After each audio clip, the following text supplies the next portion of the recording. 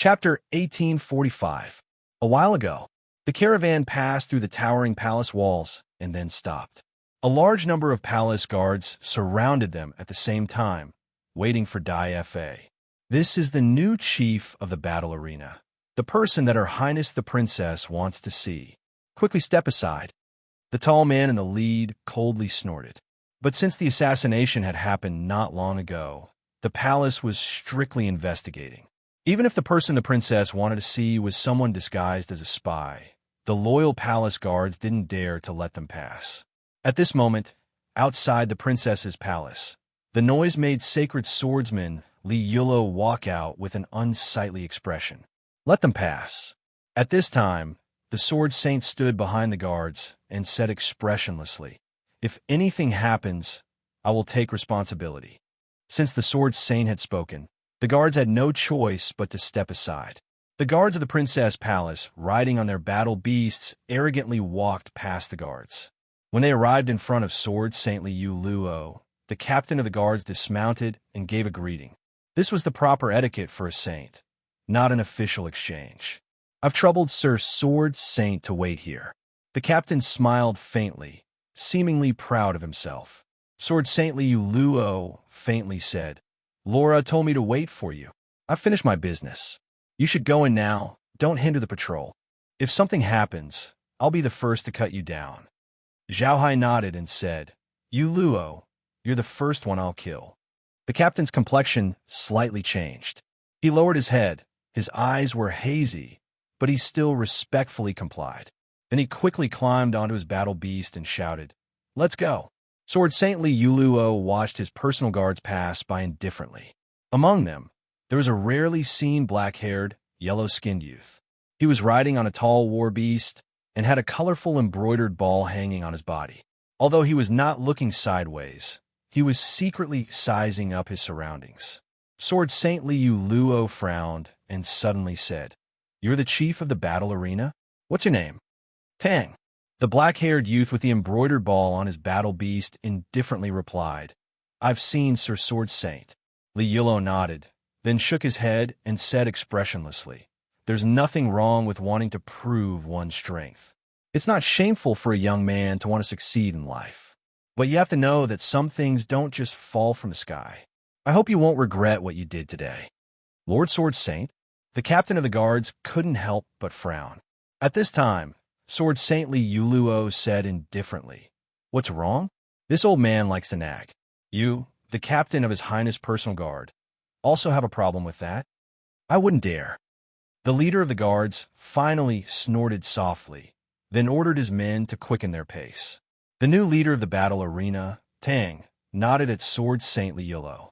"I believe that when an opportunity comes, we should seize it, no matter if it's a good opportunity or a bad one. If we don't advance, we'll retreat." The guards slowly left. After Sword Saint Li Yuluo watched them leave, he slowly shook his head and sighed, muttering, "He should have been a good seedling. What a pity." But at this moment, a pillar of fire shot up to the sky from the other side of the royal palace. The fire even reached Princess Carol's palace, where Sword Saint Yuri Luo was. That's the direction. Sword Saint Li Yuluo's gaze suddenly focused. When a human sword saint, a saint realm expert, had a sharp gaze, it was as if countless sharp swords rose up from the surroundings, piercing the guards until they felt a dull pain. At this time, an ear-piercing shout sounded in the palace. "Assassinates dash." Although the palace was huge, with the speed of a human saint, it was only a blink of an eye's distance away. When Sword Saint Liulo arrived, he saw that the guards of the palace were currently encircling a huge, flaming serpent. A group of palace guards had already fallen on the ground. There were burn marks on their bodies, and they were currently wailing and rolling, but it seemed that no real corpses could be seen. At this time, the guards were trying to use dozens of chains to imprison the burning snake, but even with the combined strength of dozens of people, they were still unable to completely suppress the strength of this huge snake. Where did this huge snake come from? It's Lord Sword Saint. Answer me. I don't know. It suddenly popped out from the ground and started spitting fire crazily. Many guards have already been burned. We can't suppress it, What a powerful monster. Get out of the way. Sword Saintly Yullo shouted in a low voice. Knowing that this human sword saint was about to make a move, those guards who were using chains to imprison the burning snake didn't dare to stay any longer. They all released the chains in their hands. Seeing that the huge snake was released, it instantly went berserk and spat out a huge mouthful of flames. Bastard, how dare you? Sword Saintly Yullo snorted coldly and cut open the flames with his sword. Just as he was about to make a move again and kill this huge snake, he didn't expect that this huge burning snake actually drilled into the ground. Li Yullo couldn't help but be startled at this moment. He secretly thought that this bastard was so good at escaping, but at this time, the huge snake had already drilled into the ground and was traveling underground.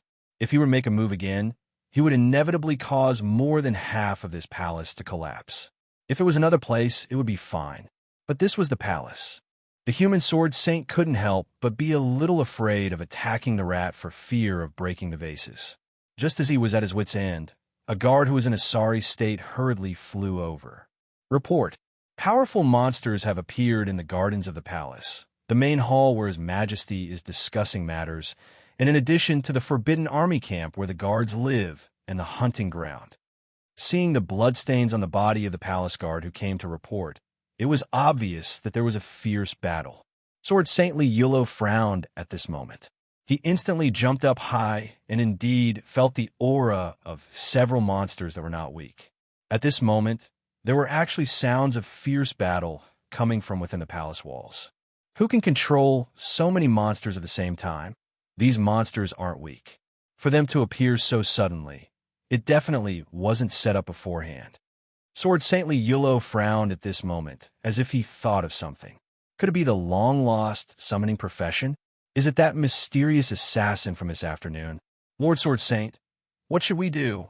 Sword Saintly Yullo quickly said, send more guards to protect His Majesty. I will be able to suppress the monsters in the palace. But the princess's palace. There are still 2 sacred mages there, and a dragon. Don't even think about it. Sword Saintly Yullo snorted coldly. He directly cut open the ground with his sword and dived into the ground as well. Assassin? The study wasn't big, but the collection of books was very rich. Elnus, King Amos was currently standing in front of bookshelf. The book in his hand seemed to be the only one of kind. Yes, Your Majesty. The guards outside the door said anxiously, Your Majesty, it's dangerous.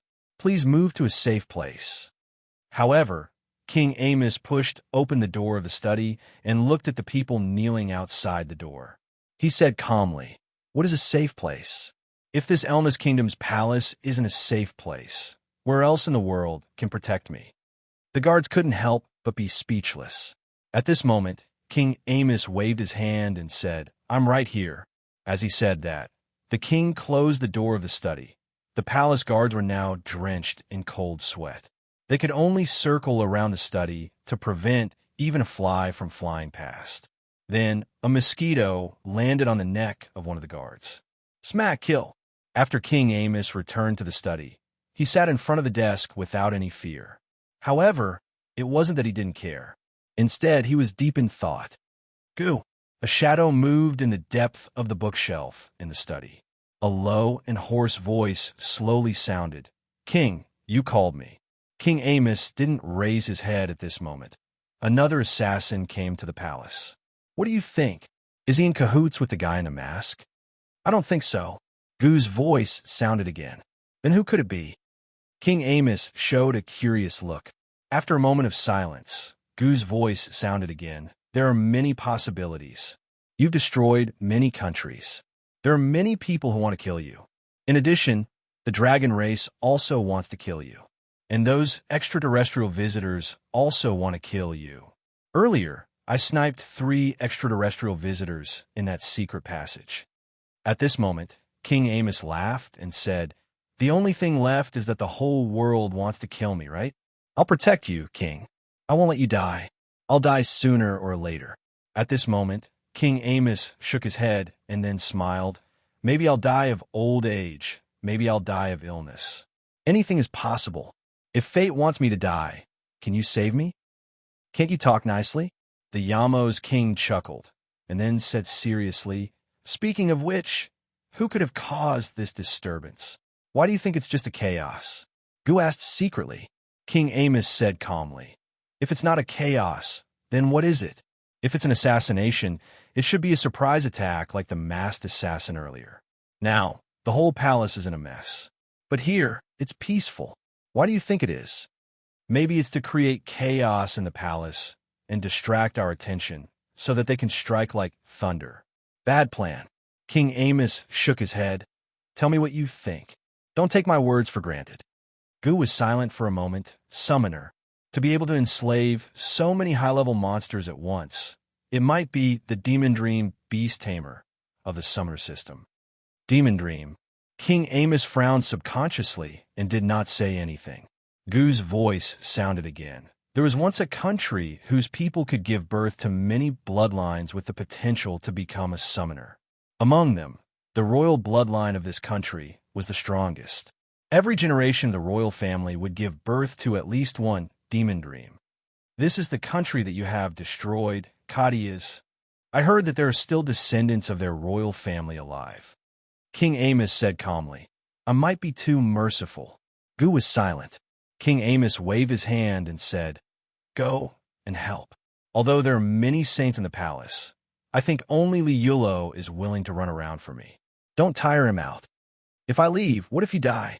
You can kill me. Even if you are here, I will still die." King Amos said expressionlessly, "Go, but don't be gone for too long." For a while, Gu's voice did not sound again. King Amos picked up the unfinished book again, but he was a little absent-minded. "Kadias, peace between man and nature. Could it be that I have awakened the Demon Dream bloodline?" He shook his head, then laughed self-deprecatingly, and said to himself, "It seems that there are many people who want to kill me." King Amos seemed to have swept away these annoying things in an instant, and quickly flipped through the book again. Occasionally, he would pick up the teacup and take a sip. What happened outside the window was really outside the window. "Mr. Luo, do you think I've done well?" At this time, Nan Xiaonan was looking at the smoke-filled imperial palace with satisfaction. She felt as if she had returned, as if she had found a little bit of the elegance she had when she roamed the void and traveled through many subworlds. With a wave of her hand, she could make the continent panic. Indeed, it was not the same as before, but it was still better than being able to create some random things outside the chessboard. "Look at these chaotic monsters. How majestic." "The effect is not bad." Boss Luo nodded. "Next, I'll have to trouble Lady Nan to maintain this chaos for a little longer." "Don't worry," Nan Xiaonan said proudly. "I'm famous for my endurance. Stamina. I'll go in and take a look." Boss Luo smiled at this time, and then jumped lightly, disappearing into the shadow. "You won't praise me?" Nan Xiaonan shook her head, then licked her lips. Although she knew that the power of this profession was rootless and would disappear after leaving the chessboard world, but it was quite fun. She didn't believe that the chessboard profession's ability could cover her immortal witch ability after leaving.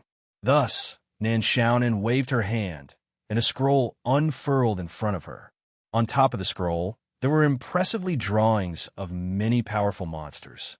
These were all powerful monsters that were sealed in the scroll. Her ability was to activate the images on the scroll and release the monsters inside. "Oh, let me see which one should be released this time." Nan Xiaonan narrowed her eyes at this time, as if she didn't want to cause too much trouble. Or, "Let's release all of them?" "Assassin." The voice of the guards sounded in this dark room. Laura suddenly stopped and pushed away the adult Mr. Varley behind her, then put on her clothes. She said indifferently, "I need to think about what you said. The palace is in chaos. You should leave quickly. This King Amos is not as simple as you think." Mr. Varley frowned at this time. He felt that this woman was indeed a little different from before. In the past, she would never push him away. "I must get King Amos' key," Mr. Varley said indifferently. At this time, Mr. Varley and Laura frowned almost at the same time, because a brilliant sword light had suddenly blossomed in the middle of the room. In the light, they saw a man with a silver mask at the same time. Chapter 1846. The bright sword light obviously had extraordinary power, but it was aimed at the messenger from the Dragon Clan, the most powerful clan in the continent. Laura was also a sacred realm, and a sacred realm of the Dragon Clan. Facing the attack of the sword light, she was not afraid. Dragon scales were one of the most powerful defenses in the world. The dragon's hand had broken countless swords. But at the moment when Laura was about to grab the sword, Mr. Varley, who had been silent and staring at the silver-masked man, suddenly said, "Don't grab the sword." Seeing that the sword was about to fall into her hand, Mr. Varley's voice sounded. Laura abruptly turned her wrist and grabbed the silver-masked man's arm instead. However, the sword user's reaction was fast. At this time, the sword in his hand directly cut through the scales on Laura's dragon's hand. She was shocked and quickly retreated to Mr. Varley's side. She looked at the wound on her arm in disbelief. The dragon's scales had been broken, and the sword wound had even seeped into her skin. Blood was flowing out along the dense scales. This sword, Laura's eyes changed at this time. She became afraid. Aurora's Aster, Mr. Varley said indifferently at this time. It's almost a complete form. I've been here so many times, and I've taken Aurora's Aster 5 times. This is the closest I've seen to the complete form. But you, if you're not a follower, who are you? The silver-masked man didn't say a word at this time. He just waved the sword. Laura's blood on the sword instantly splashed to the ground. At this time, the blood dripping on the floor instantly eroded the floor. Dragon's blood was poisonous, and the blood of an evil dragon was even more poisonous. Seeing that the other person didn't speak, Mr. Varley didn't mind, but he slowly took a step forward. His intention was quite obvious. "It doesn't matter if you don't speak. I have a way to make you speak," Mr. Varley said indifferently. Then he stretched out his arm, and a big sword made of bones appeared in his hand. From a moment the bone sword appeared, a strong death aura spread out like a gust of wind. The silver-masked man felt the threat of death at this time. There was even a faint vibration from the sword in his hand. This was a confrontation between divine weapons of the same level. It was like the king of the grassland meeting the king of the forest. Just as he felt the threat of the bone sword, the silver-masked man made the first move. He slashed out a huge sword light. Mr. Varley chuckled and blocked with his sword. He easily tore the sword light apart. Without the professional power that matches it, even the sword light of Aurora's Aster is just a facade. If it's only at this level, I won't be interested. The silver-masked man still didn't say anything. He just slashed out a dozen sword lights in an instant. Mr. Varley shook his head. With a sweep, these sword lights were instantly destroyed. But at this time in the dim room, there was no trace of the silver-masked man. "Not good. His target is Her Highness Carol," Laura exclaimed. At this time, she didn't care about her messy clothes as she rushed out of the door. Mr. Varley frowned at first, but he did not chase after her. He muttered to himself, "Princess Caro, the child of King Amos and the Dragon Queen. How brave, Your Majesty." Just like that, Mr. Varley hid in the darkness. Laura knew that Varley didn't chase after her. Although she knew that Varley was hiding in order to not expose their relationship, she still felt unhappy. Before long, she had already arrived in front of Princess Caro's palace. She saw 2 Saint Domain masters standing guard in front of the palace. There were also groups of guards around the palace. "Lady Laura, why are you in such a hurry?" The Saint Domain master with a better temper asked with a serious expression. "Is Her Highness all right?" Laura frowned. The Saint Domain master could only say, "Her Highness hasn't woken up since she fell asleep. We've been waiting here. Some disturbances have occurred in the palace, but it didn't affect this place." Laura frowned again. Then she ignored the Saint Domain master and went straight into the palace. When she saw Princess Caro sleeping soundly on the bed and determined that there was nothing wrong with her, the doubts in her heart increased. "Isn't the assassin's target Her Highness?" Laura couldn't help but mutter. But why did he break into Her Highness' palace? She wasn't worried that her relationship with Varley would be discovered. She knew that there weren't many people in the world who knew about Varley's identity. She could count them with one hand. Even if there were rumors outside, it would at most be a scandal about the princess maid having a secret rendezvous with a mysterious expert in the middle of the night. Is this the child of Yamos and the Dragon Queen? At this time, Mr. Varley's voice suddenly sounded in Laura's ear. Her eyes narrowed, and she instantly waved the dragon's hand, but it was easily caught. You just had a deep conversation, and you're already killing me. Sure enough, you've grown up, little Laura. His voice was almost teasing.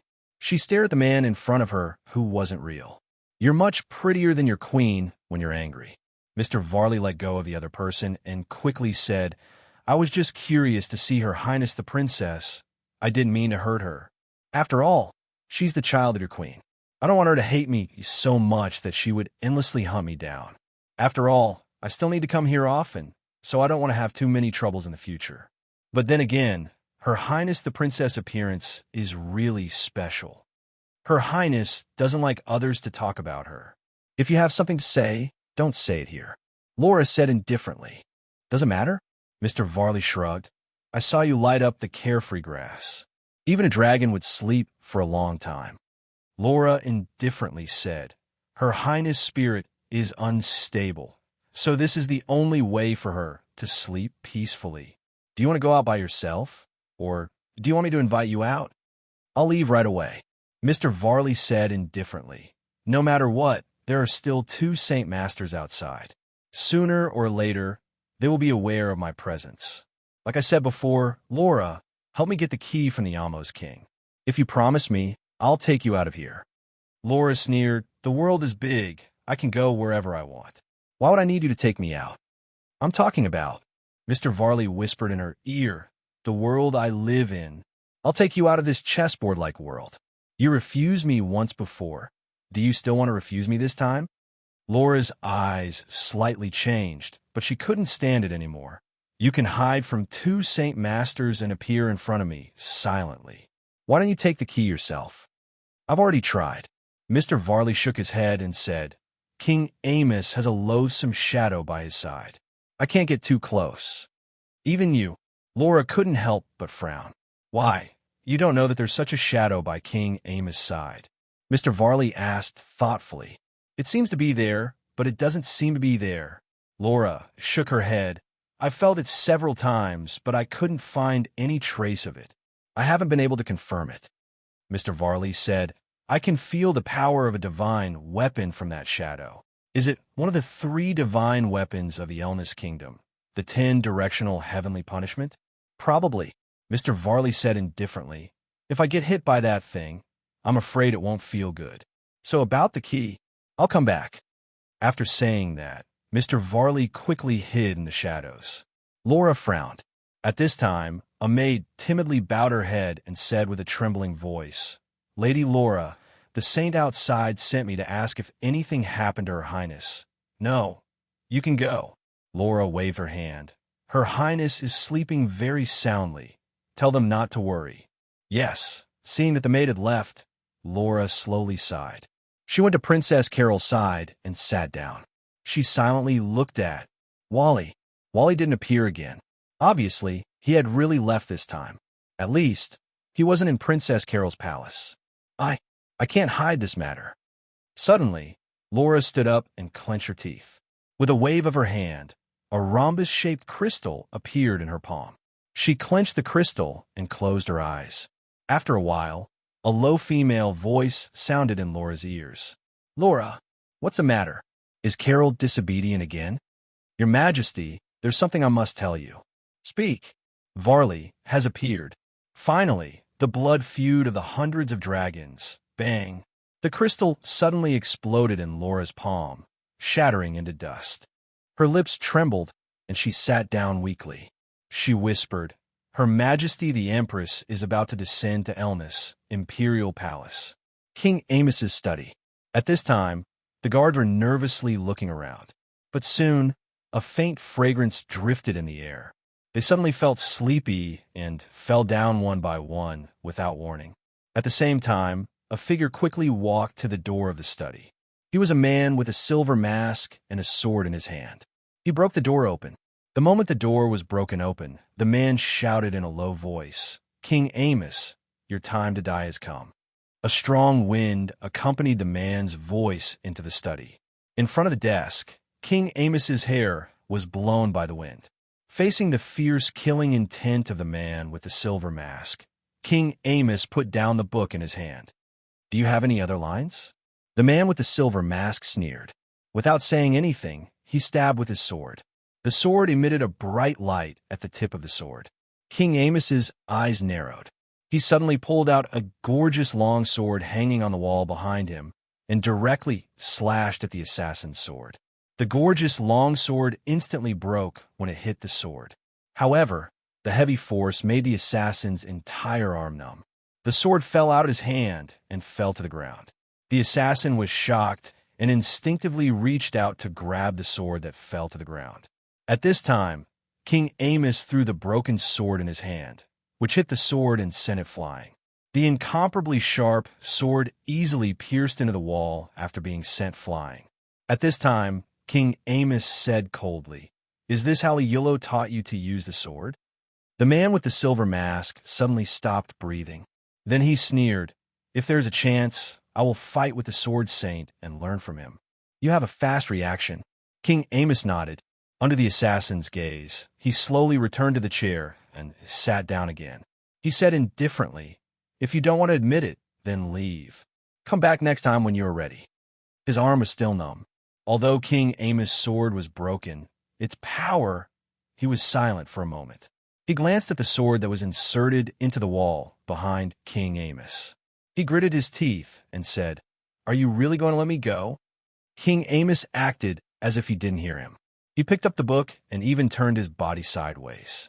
The assassin's gaze was fixed on him, but he retreated step by step. Finally, he reached the entrance. He secretly wondered if King Amos was really going to let him go. But at this time, King Amos suddenly muttered to himself. In the evening, the guards found the mask and weapon of the assassin who entered the palace during the day from Locke's weapon shop. But the next day, the same assassin appeared again with the same sword. What a coincidence! Of course, there are many coincidences in the world. It's not strange. The assassin's gaze suddenly shrank. His whole body turned cold. You know, he looked at King Amos with a trace of fear in his eyes. He suddenly took a deep breath and rushed out of the door. King Amos raised his head and looked. He shook his head. "You didn't even close the door. You're still too young."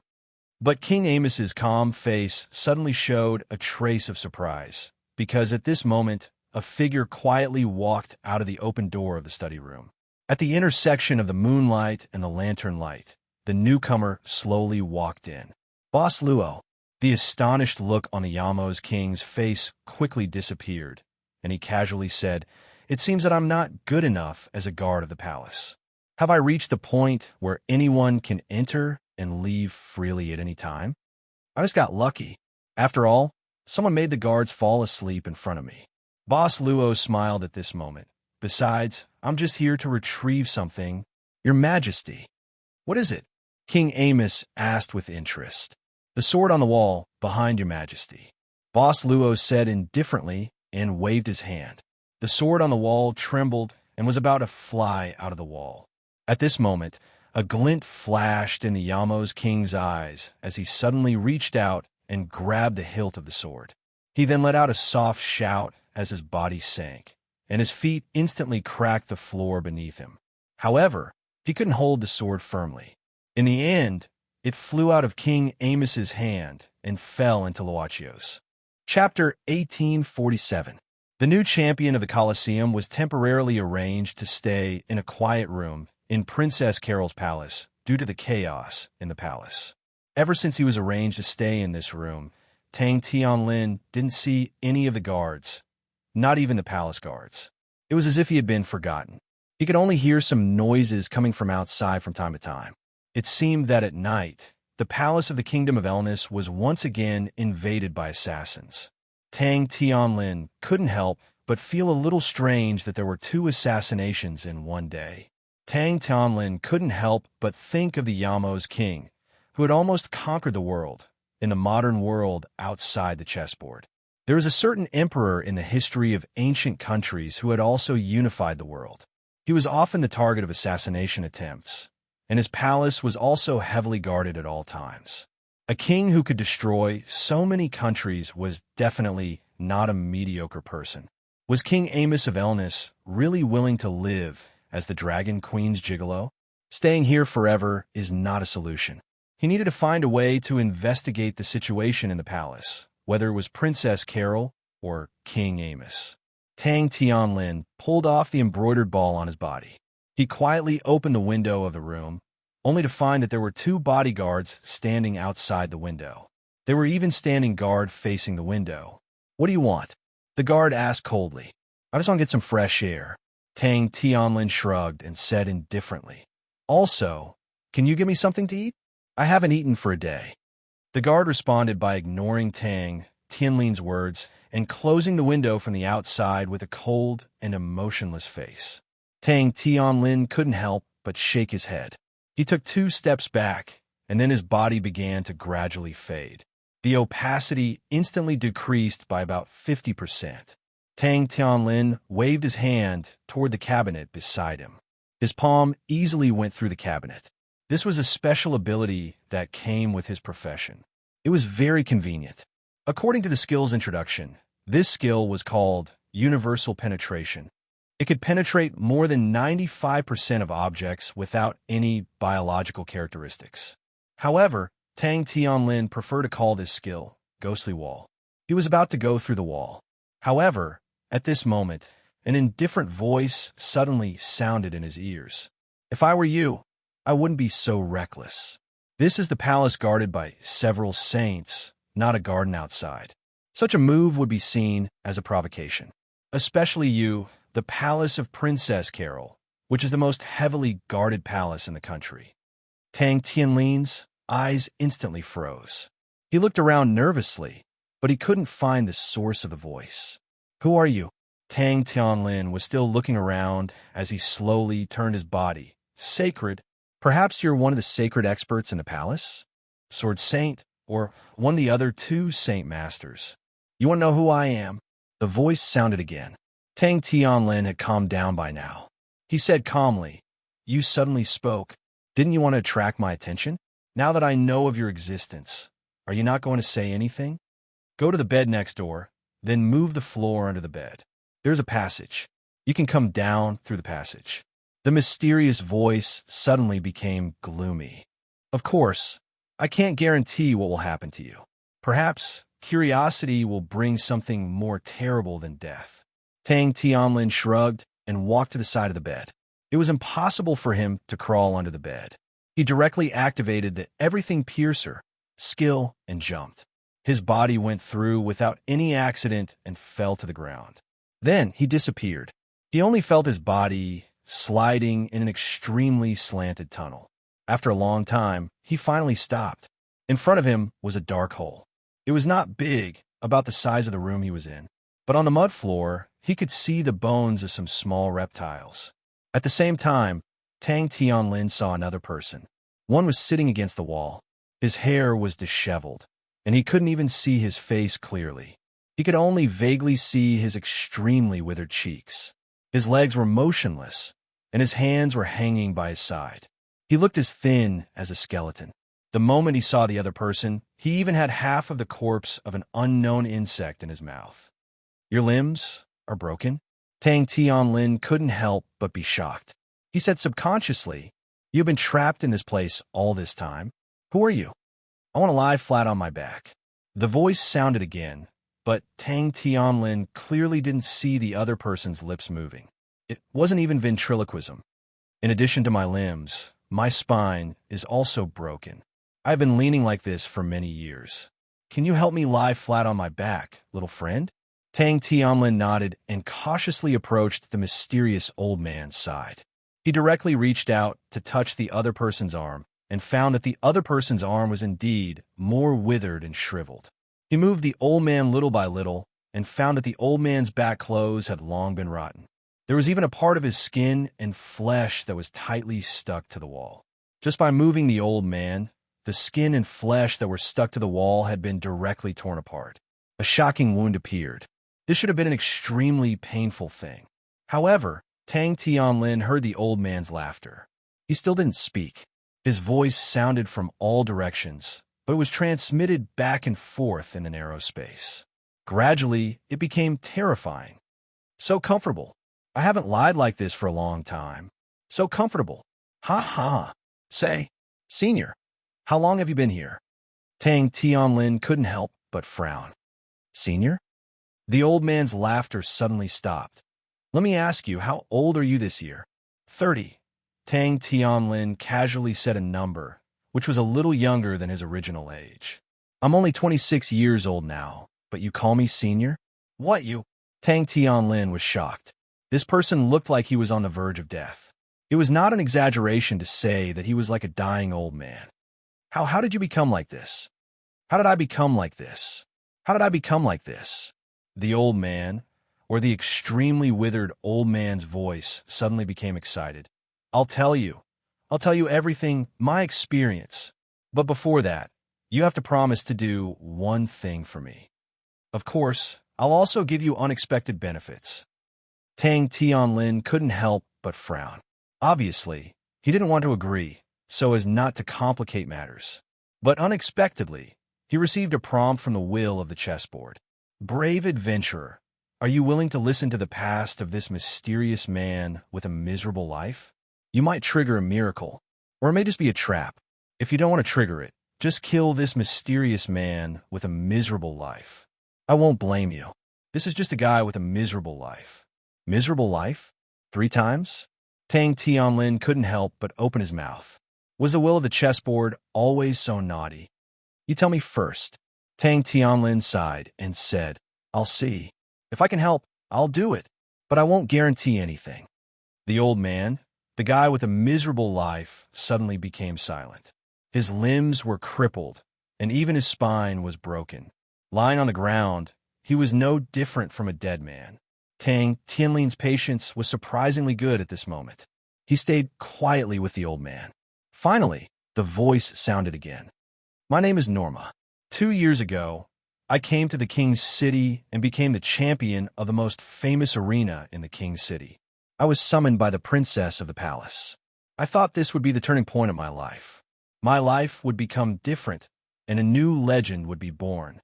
But I didn't expect that this was actually the beginning of a nightmare, he said faintly. Tang Tianlin's brows gradually tightened. He didn't know what was going on outside the palace at this time, and he didn't know if the guards outside had discovered him after he disappeared from the room. Palace, King Amos study. You've received the great holy light sword that has been unsealed for the 2nd time. Now it's the incomplete 3rd divine weapon, Aurora's Aster. The moment the sword was in his hand, Boss Luo directly received a prompt from chessboard. After losing the weapon for 2 days, it seemed to have been upgraded. Was it because of Mr. Max from Locksarm's shop?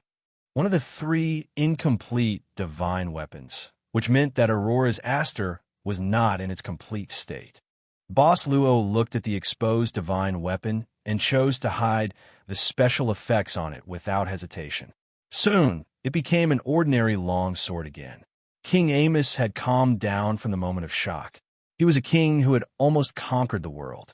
So far in his life, there were probably very few things that could make him lose his composure like this. Now it seems that it's really no different from an ordinary sword, King Amos said calmly, just like the fake goods sold on the streets outside. It's quite good like this. Boss Luo smiled slowly and said, Your Majesty, don't you think that if it's a weapon for assassination, it's more convenient to have such an ordinary appearance? King Amos opened his mouth and then chuckled. He shook his head and did not rush to speak. Instead, he pulled out a handkerchief from the drawer and slowly wiped the wound on his palm. When he finished wiping the wound, King Amos threw the stained handkerchief aside. He then looked up and said, You said this sword is yours. So, you're the one who lost your weapon in Locksarm's shop and got involved in Max's murder case? Your Majesty seems to be very clear about everything. Boss Luo blinked at this moment. Not only do I know that you lost your weapon at the weapon shop, but I also know that you bought a fake one from a stall near the murder scene. King Amos smiled calmly and said, As a king, I should know everything. But as a king, I won't say anything. Even if I know, I just know. When I want to say it, I'll say it. Luochio waved his hand, and the incomplete celestial weapon was instantly kept. "Is this the right time to say it?" King Amos said calmly. "My spies can't find out your origin. They have the ability to investigate the origins of everyone in this world. At most, it's not a matter of time. Only you. They can't find any trace of you. It's as if you appeared out of thin air. I met such people before. There are even records of them in some of the royal family's secret collections." As he said this, he looked at Boss Luo and said expressionlessly, "We call them outsiders, invaders. No matter how many invaders come and how many times they come, they only have one goal in mind." Boss Luo also said frankly, "Your Majesty, our team is currently facing a problem. We need to summon the kingdom's guardian. But from the current situation, it's not easy. I'm not sure if your Majesty has any good solutions." King Amos narrowed his eyes and said, "In the past, there were many members of the royal family. The King of Kings didn't care about sacrificing one or two princes and princesses to stop the disaster brought by the invaders. But now, there are only two members of the royal family of Elnis, including me, the king. Tell me, how do you want me to help you?" "The person who presides over the summoning ceremony must be me, the king. The only one who can be sacrificed is the princess of this country. She's my only bloodline. Do you want me to kill my own bloodline with my own hands? Then I have no other questions." Boss Luo nodded and said, "Sorry for disturbing you tonight." After saying this, Boss Luo was about to leave. King Amos probably didn't expect this result and was at a loss. This invader seemed to be different from the invaders recorded by the royal family. But looking at the back of the invader who was about to leave, King Amos opened his mouth but didn't say anything in the end. Suddenly, the Yamos king's brows instantly furrowed. He sensed an aura that was all too familiar to him. It was the woman who had appeared with him in the legends that had spread across the entire continent. The princess of the dragon race. The current queen of the dragon race. "Yamos, are you going to let the invader who tried to hurt my daughter go?" An angry voice sounded in the sky above the royal palace. A huge vortex appeared in the sky above the royal palace. In the vortex, a huge figure appeared like a falling meteorite. Looking at the spectacle of dark clouds and the huge figure of the queen of the dragon race, Boss Luo couldn't help but blink in the courtyard outside the study room. It seems the progress is faster. He shook his head. Some words shouldn't be said casually. Otherwise, he would be regarded as an annoying client. Previously, he complained that it was too slow, but now he complained that it was too fast. Rip, something like that. Chapter 1848. She was here, the Empress of the Dragon Clan. The furious Empress of the Dragon Clan didn't intend to hide her arrival. She didn't care about letting others know about her arrival, or rather, the moment she appeared, she clearly wanted everyone to know about her arrival. The majesty of the Dragon Clan. Almost at the moment when the terrifying scene of dark clouds appeared, Nan Xiaonan, who was controlling a group of monsters to wreak havoc in the palace, had already cut off the connection with the monsters. She was very clear about the sharp sense of touch of creatures who had reached a certain level of power. She didn't want the Empress of the Dragon Clan to find her by following the vine to the melon. However, the sudden appearance of the Empress of the Dragon Clan, could it be related to Mr. Luo, who said that he wanted to go to the palace to have a look? It should be fine, right? Nan Xiaonan muttered to herself. Then, she directly draped a green cloak over her body. She then lay down on the grassland of the hill, facing the rear courtyard of the royal palace. She picked up this green cloak from the pile of equipment that Boss Luo had poured out. She almost took a fancy to it at first sight. Its hiding ability was top-notch. Nan Xiaonan did all this in just a few seconds. At this time, the huge figure of the Empress of the Dragon Clan had completely crossed the dark clouds in the sky. She hovered above the palace. Her body was actually nearly 100 meters long. What a powerful soul fluctuation. Nan Xiaonan quietly observed. This chessboard world actually has such a creature that is close to the limit. However, she thought of the conversation between the sealed big rock and the roaring forest, and she knew some of the origin of this chessboard world. Therefore, although she was surprised at this time, she wasn't too shocked. Moreover, she knew that she had really found a good treasure. The chessboard that could refine a complete world into it. Even if it was placed in the void, it was still a top-notch secret treasure. So, if Mr. Luo gets the chessboard, he will say that he will cooperate with me, right? Nan Xiaonan quickly calculated at this time. Then, in the final profit, no matter what, he should give me some of the subworld's origin, roar. Then, the roar of the Dragon Clan Empress instantly interrupted the little scheme in the heart of this witch from the other world. She hurriedly gathered her spirit and calmed down, prostrating herself on the ground. The Saint Domains of the palace naturally sensed the arrival of the Dragon Empress more easily. By the time the Dragon Empress had fully appeared, the two Saint Domain masters outside the princess's palace had both climbed to the top of the palace to take a look. They could feel the wrath of the Dragon Queen. This wrath was madly shaking their hearts and souls. I've never seen such an angry Dragon Empress. Same here.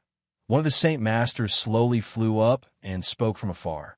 Your Majesty of the Dragon Clan, what has angered you? I am a human Saint Master.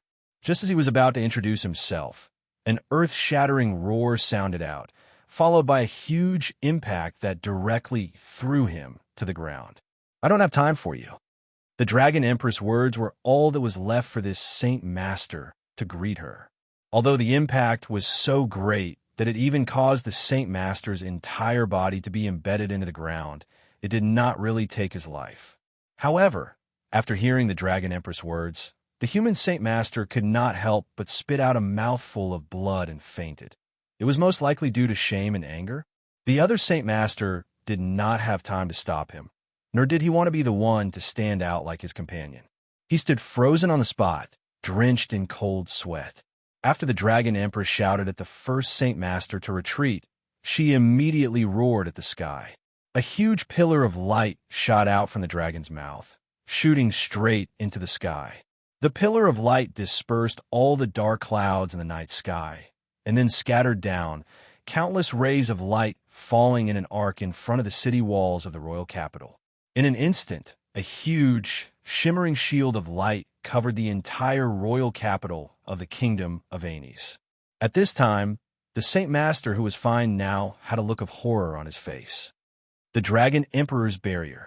What was she trying to do by sealing the entire royal capital? But no matter what the Dragon Empress wanted to do, even as a Saint Master of the human kingdom, he could only helplessly let things unfold. All of this happened very quickly.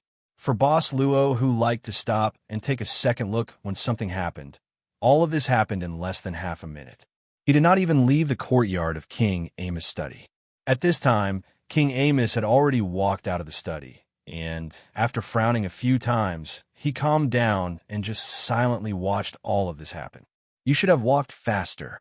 King Amos suddenly looked at Boss Luo, who was not far away, and shook his head. Under the Dragon Emperor's barrier, no one can escape for now. This is the terrifying ability that Hilda uses to imprison anyone she wants to capture. As soon as the Yamo's king finished speaking, the huge dragon in the sky above the palace suddenly disappeared. At the same time, in the courtyard in front of the study, a woman in a luxurious dress floated on the ground. She looked like she was in her 20s. She had a beautiful face, but only half of it. The other half of her face was as ugly as magma. The Empress of the Dragon race, Empress Hilda. Ever since the Dragon Empress Hilda appeared, she did not look at King Amos. Instead, she stared at Boss Luo. At this time, the courtyard was very quiet. It was so quiet that it was a little strange. Yamos, who is this person? Queen Hilda suddenly looked at King Amos and asked. King Amos was stunned by Queen Hilda's question at first. Then he showed an almost bitter smile. You came to my palace in such a domineering manner and did not hide your anger at all. But you don't know who this person is? Oh, Hilda, tell me, why are you so angry? Queen Hilda said indifferently. I didn't come for this person. It doesn't matter. Since you have seen my face, then die. She waved her hand, and in an instant, the invisible wind in the air condensed into sharp thorns.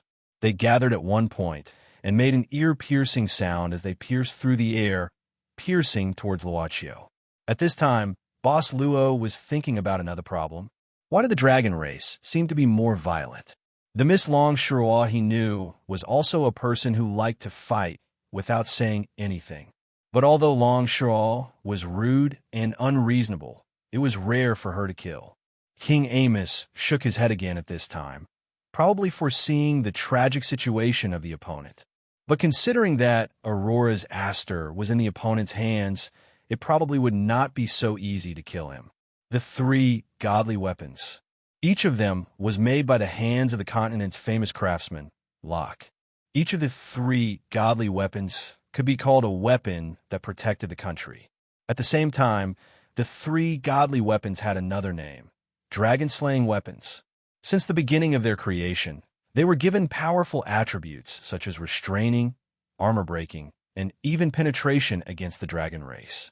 But what surprised King Amos was that Boss Luo did not take out Aurora's Aster at this time. The moment the wind spears condensed by Queen Hilda pierced towards Boss Luo, they melted 360 degrees without any blind spots. These wind spears were blocked from all directions and even completely offset the impact of the wind spears. These wind spears were powerful, and any one of them could pierce through a thick city wall, but they could not pierce through a person's body. King Amos was surprised, but his eyes flashed with a trace of a smile. He knew that these outsiders had many means to deal with the strong in their world. At this time, Queen Hilda also realized that her attack did not work. She was not angry, but she did not hesitate to condense more wind spears. But the powerful wind spears still did not work. Queen Hilda snorted at this time. "What kind of secret armor are you wearing? Let me see what kind of armor in this world can block my attack." Boss Luo thought at this time and said, "The armor is not very nice to look at, so I won't show it. As for the name, it should be sacred armor." Instantly, King Amos's face changed slightly. At the same time, a shocking murderous intent exploded from Queen Hilda's body. The pure murderous intent had already caused the ground, walls, and mountains of the courtyard to begin to collapse. Queen Hilda suddenly laughed lightly. "Sacred armor. Do you know the origin of this armor?" Boss Luo shook his head, indicating that he was not very sure. He could not say that he dropped it while killing small monsters on the way, right? It was made from the strongest 108 dragon scales of the Light Dragon King. Queen Hilda squinted at this time. "That is my grandmother. I didn't expect that in addition to the person that I must kill, I would meet a person who deserves to die today." The destruction of the courtyard could no longer be stopped. A large number of stones began to float in the air, and the murderous intent had already imprisoned everything here. At this time, Queen Hilda's long hair was standing up because of the murderous intent and anger at this time. At this time, she was walking towards Luaccio step by step. "No matter who you are, wearing this armor is equivalent to trampling on the dragon race of the continent. I will cut you into pieces." This time, the Dragon Queen did not summon the wind spears, but instead, she punched out. Not far away, a pair of eyes was looking at everything in the courtyard without missing a moment. Laura really did not let me down. Sure enough, she called Hilda. What a perfect arrangement. There was a trace of joy in the voice, but the owner of the voice was hiding more and more, and the smile could not help but shoot out from the owner's eyes. "Every time I wear the sacred armor, it is inevitable that I will be hunted down by Hilda, so I will not wear it often, unless the chess game is too strange." "Then, Mr. Servant, you have defeated me twice in a row. I wonder how you plan to deal with this sure-kill situation? Divine armor won't be able to withstand Hilda's wrath." "Not good, not good. I suddenly became too complacent. I can't let Hilda discover my existence now." At this time, the Dragon Queen's fist directly hit Luaccio's chest at this time, without any deviation. Under the resistance of the sacred armor that was not revealed, the huge force was finally neutralized, but Boss Luo could not help but take 2 steps back. This was the first time that the sacred armor did not completely block the opponent's attack. This means that Queen Hilda completely exceeded the defense of the sacred armor completely. "Wait a moment," Boss Luo said at the right time. "It's too late to beg for mercy. Queen Hilda sneered and clenched her fists again. I'm wearing the divine armor. If you want to hurt me, you will destroy it, Luaccio said calmly. Do you want to destroy it? The oncoming fist stopped abruptly, but the murderous intent in Queen Hilda's eyes soared again. I'll return it to you. What? What? In the shadows, the complacent look in his eyes suddenly froze. He almost shouted out loud at this time, but he reacted quickly and didn't really scream out loud.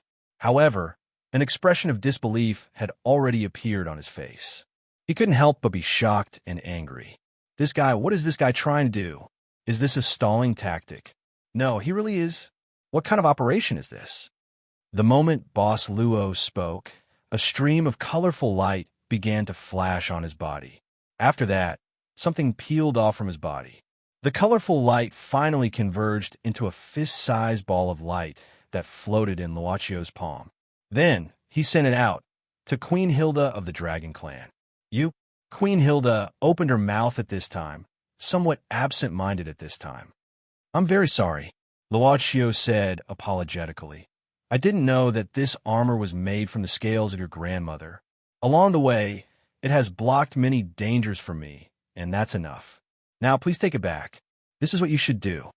Queen Hilda looked at the divine armor that was so close to her in disbelief. With her unique senses, she was completely sure that this was not an illusory thing, but a real divine armor. The aura of the Light Dragon King was now calling out to her, until she gently grasped the divine armor in her hand and felt a familiar wave from it. Queen Hilda frowned and said, Do you think that if you give it to me, I won't kill you? On the contrary, without its protection, it will only be easier for me to kill you. It has protected me many times along the way. Boss Luo shook his head and said, This time, if it was damaged by you, the Queen of the Dragon Clan, in order to protect me, I think it would be a cruel thing for both you and the armor. Besides, without it, you may not be able to kill me, Your Majesty. Queen Hilda was silent for a long time before she let out a wild laugh. Human, I like you. At this time, Queen Hilda stopped laughing and said with shining eyes, I won't kill you. Come to the Dragon Clan's territory and become a member of my harem. I will spoil you until you die of old age. Boss Luo couldn't help but open his mouth. All dragons were so direct like this. End of chapter. Chapter 1849. Surprisingly, King Amos did not react to Queen Hilda's words. No, he was shocked, but not because of the meaning of the words itself, but because of the change in Queen Hilda's attitude. Of course, the Yamo's king knew that it would be very difficult to make the empress of the Dragon Clan like him feel anything. First of all, one had to possess the sacred armor, and one had to be able to casually say the same thing in such an environment. There were many other things as well. For example, the Dragon Clan had always valued appearance, and how to make the Queen of the Dragon Clan enter a turning point that was easy to change when she was in a rage. There was an opportunity that was hard to grasp, and it could lead to instant death. Originally, when facing the Queen of the Dragon Clan, especially when the Queen of the Dragon Clan was in a rage, who would be willing to take off the sacred armor, the only thing that could save one's life? Such a person was either very wise and brave, or very mentally retarded. King Amos suddenly had an idea of how things would develop next. He chose to be a bystander, even if the whole world knew that the Queen of the Dragon Clan was King Amos's spouse. What was that saying again?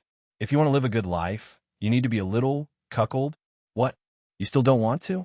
Seeing that the other party did not show the slightest sign of gratitude, or even any other expression, Queen Hilda's voice suddenly turned cold. You intend to disobey my orders? No one dares to disobey my order. She had the right to do so. As the queen of the most powerful race in the world, Hilda was undoubtedly the creature that stood at the top of the world pyramid. Even King Amos, who had almost unified the world, was just an outstanding plaything in her harem. From this perspective, it seemed that there was a reason why the princess of the royal palace could be so arrogant and cruel. No, Boss Luo shook his head and added, There is no such thing as willing or not for me. It depends on what Her Majesty can give me. What do you want? Queen Hilda said directly, "More power than what you have now? Although your body is constantly releasing a powerful divine power, it's not impossible for you to go further. I can give it to you, or power. I can even let you replace King Amos and become the ruler of this world. But there is one thing I can't do. As a member of Hilda's harem, I'm not allowed to have any affair with other women. Back then, King Amos fell in love with a human girl behind my back. Do you know what happened to him?" King Amos's expression changed slightly. The king who had almost unified the world was slightly agitated, but he quickly calmed down. Queen Hilda sneered and said, "In order to get my support, in order to become the successor of this country, he personally sent the woman he loved to me and watched me push the woman he loved into the abyss with his own eyes." King Amos was still expressionless. It was hard to find any trace of resentment in his eyes. "Hilda, my true love. Only then did I know that only a powerful existence like you is worthy of my lifelong pursuit." King Amos smiled and said, "The love I had when I was young was just a spiritual sustenance due to the difficulties in life. I'm very satisfied with my current life. I'm also very satisfied with your choice." Queen Hilda chuckled.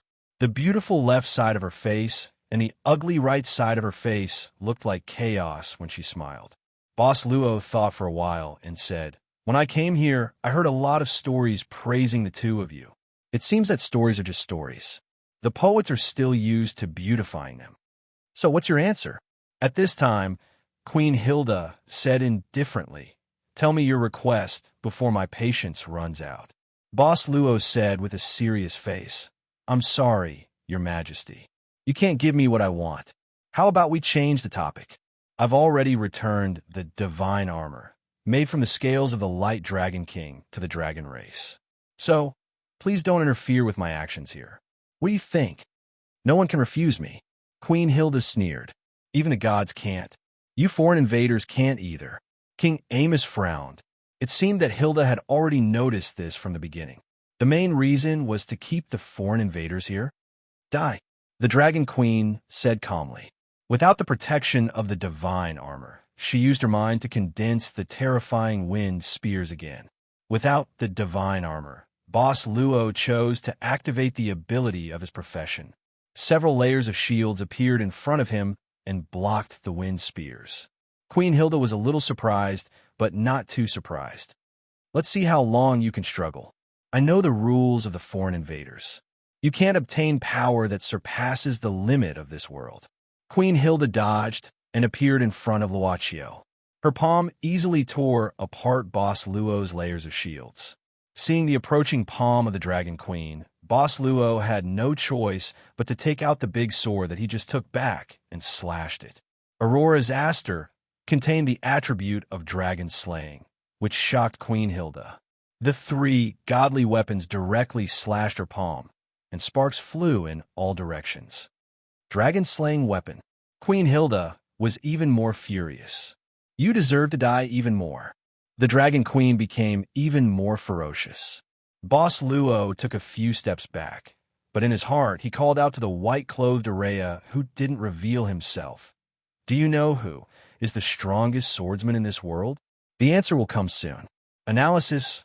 Up to date, the strongest swordsman is the first user of Aurora's Aster, the first human sword saint who killed the Light Dragon King, the first king of the kingdom, Elnus, King Griffith.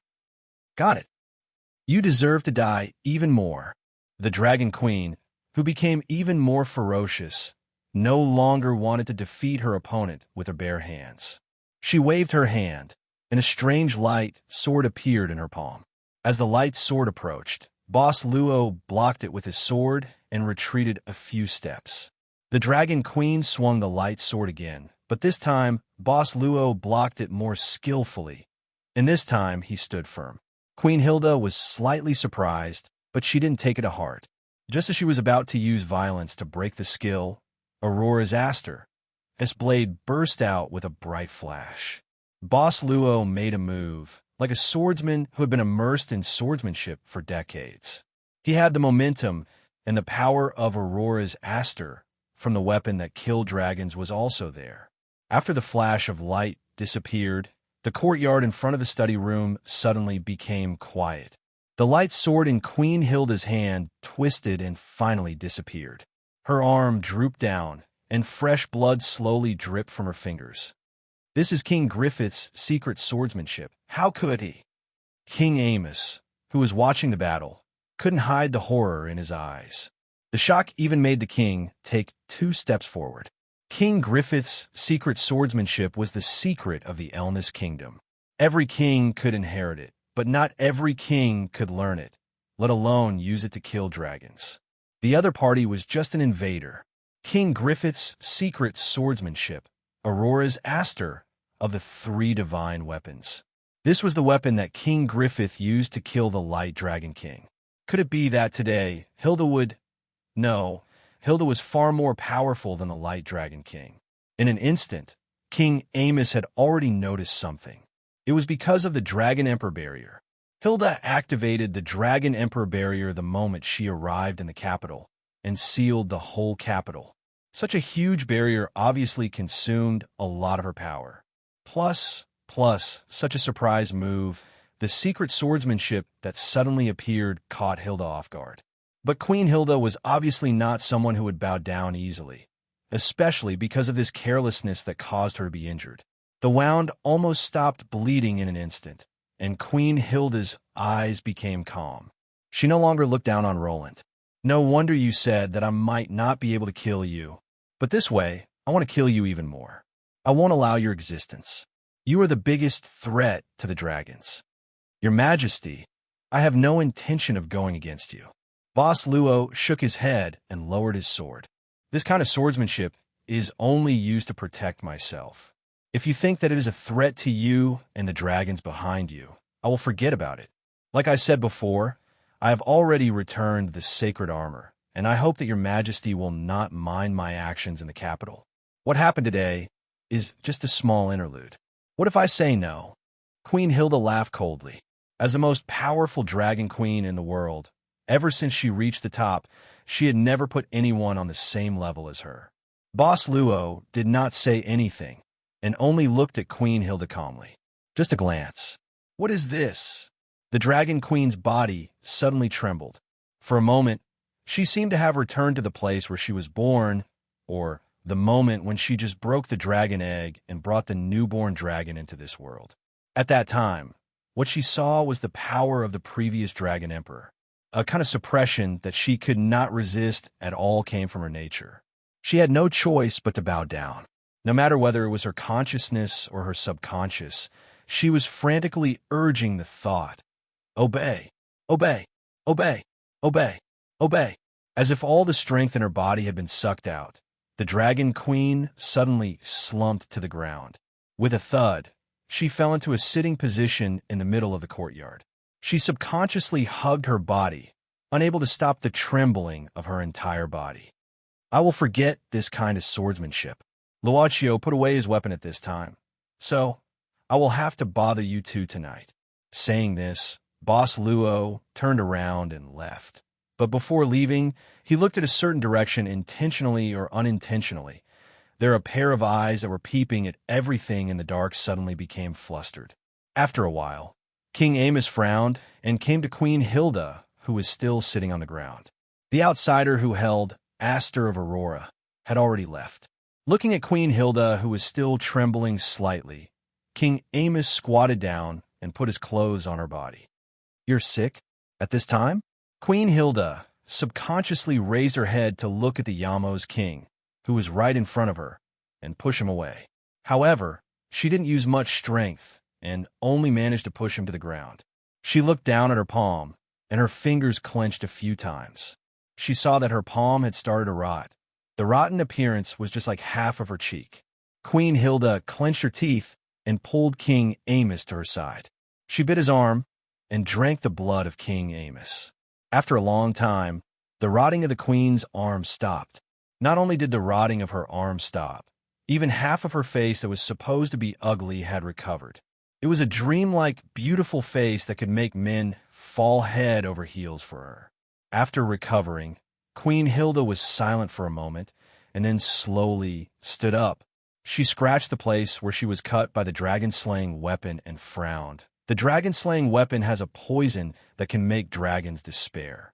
It should be affected. She shook her head, still unable to believe the fact that she fell to the ground because of a look from Roland. The Yamo's king expressionlessly wiped the blood from the bite wound on his arm, pulled down his sleeve, and stood up. This illness of yours really came at a bad time. After so many years, we still haven't found a cure.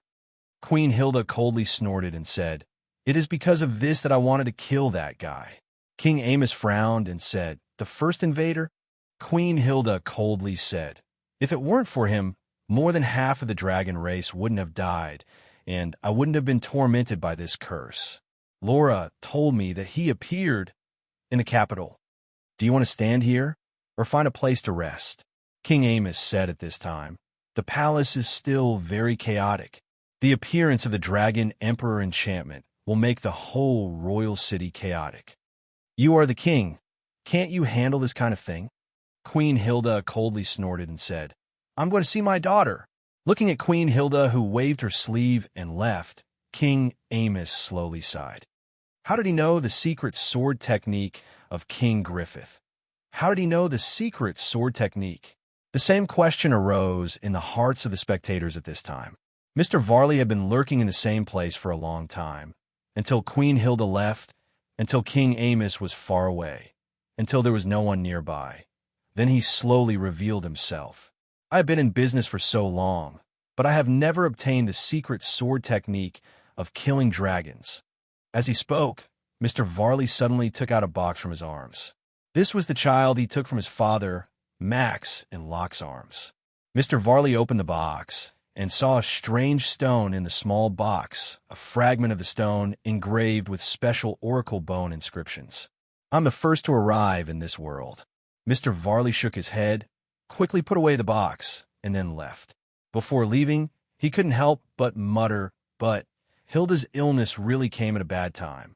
I didn't expect that my original plan would save the life of the opponent this time. It's really not perfect." Chapter 1850. Mr. Luo. Nan Xiaonan lifted the green cloak off her body and quickly got up. She was already 100 meters away from where she was lying and perfectly avoided the Dragon Queen's senses. Of course, the Dragon Queen never cared about the situation here. Or rather, she never sensed anything. "This cloak suits you very well." Boss Luo, who came back, looked at it and said casually. Nan Xiaonan rolled up the cloak and asked quickly, "How was it? Did you run into any danger?" "It must have been very dangerous. The arrival of the Dragon Queen, just now. I never thought that this world would give birth to such a powerful soul. It seems that this world has developed for a longer period of time than we thought." In fact, he and Nan Xiaonan did not have any discussion about the development time of this subworld. She did not know when she started to like to use the term we. "I didn't encounter any danger." Luochio waved his hand and smiled, "But I saw some interesting things. I think the direction of clearing the game is gradually clear." Nan Xiaonan opened her eyes wide and blinked. She looked a little dazed. "Are you hungry, Lady Nan?" "Hungry? Go and eat something." Boss Luo smiled and said, "I felt that I should reward myself tonight. Well, for people like me, if I want to lose weight or something like that, it should not be effective." The academic witch of the subworld immediately echoed, "Ha! Actually, I have this habit, and I often worry about it." "It seems that we're the same type, Mr. Luo." She said, "We again." They disappeared into the night, but the chaos in the palace did not completely calm down. Nan Xiaonan only cut off the control of the summoned monsters, but did not recall them. A huge figure suddenly emerged from the ground. It was the burning serpent that had first appeared in the depths of the palace. However, there were many wounds on the serpent's body. The instant the burning serpent escaped from the ground, Sword Saintly Yulo also broke out of the ground and chased after it relentlessly. This burning serpent ability to travel underground was extremely powerful, so much so that Sword Saintly Yulo was able to slash his way over without being able to land a fatal blow. However, it seemed that the battle of attrition had almost exhausted the burning serpent to death. But right at that moment, a flash of light shot out and struck the head of the burning serpent. Just like that, the burning serpent collapsed right before Sword Saintly Yulo's eyes. Sword Saintly Yuluo couldn't help but be startled. He looked in the direction of the flash, but he could only see the back of a figure that was about to disappear.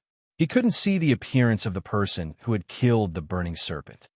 "Thank you for your help," Sword Saintly Yuluo shouted in the direction where the figure disappeared.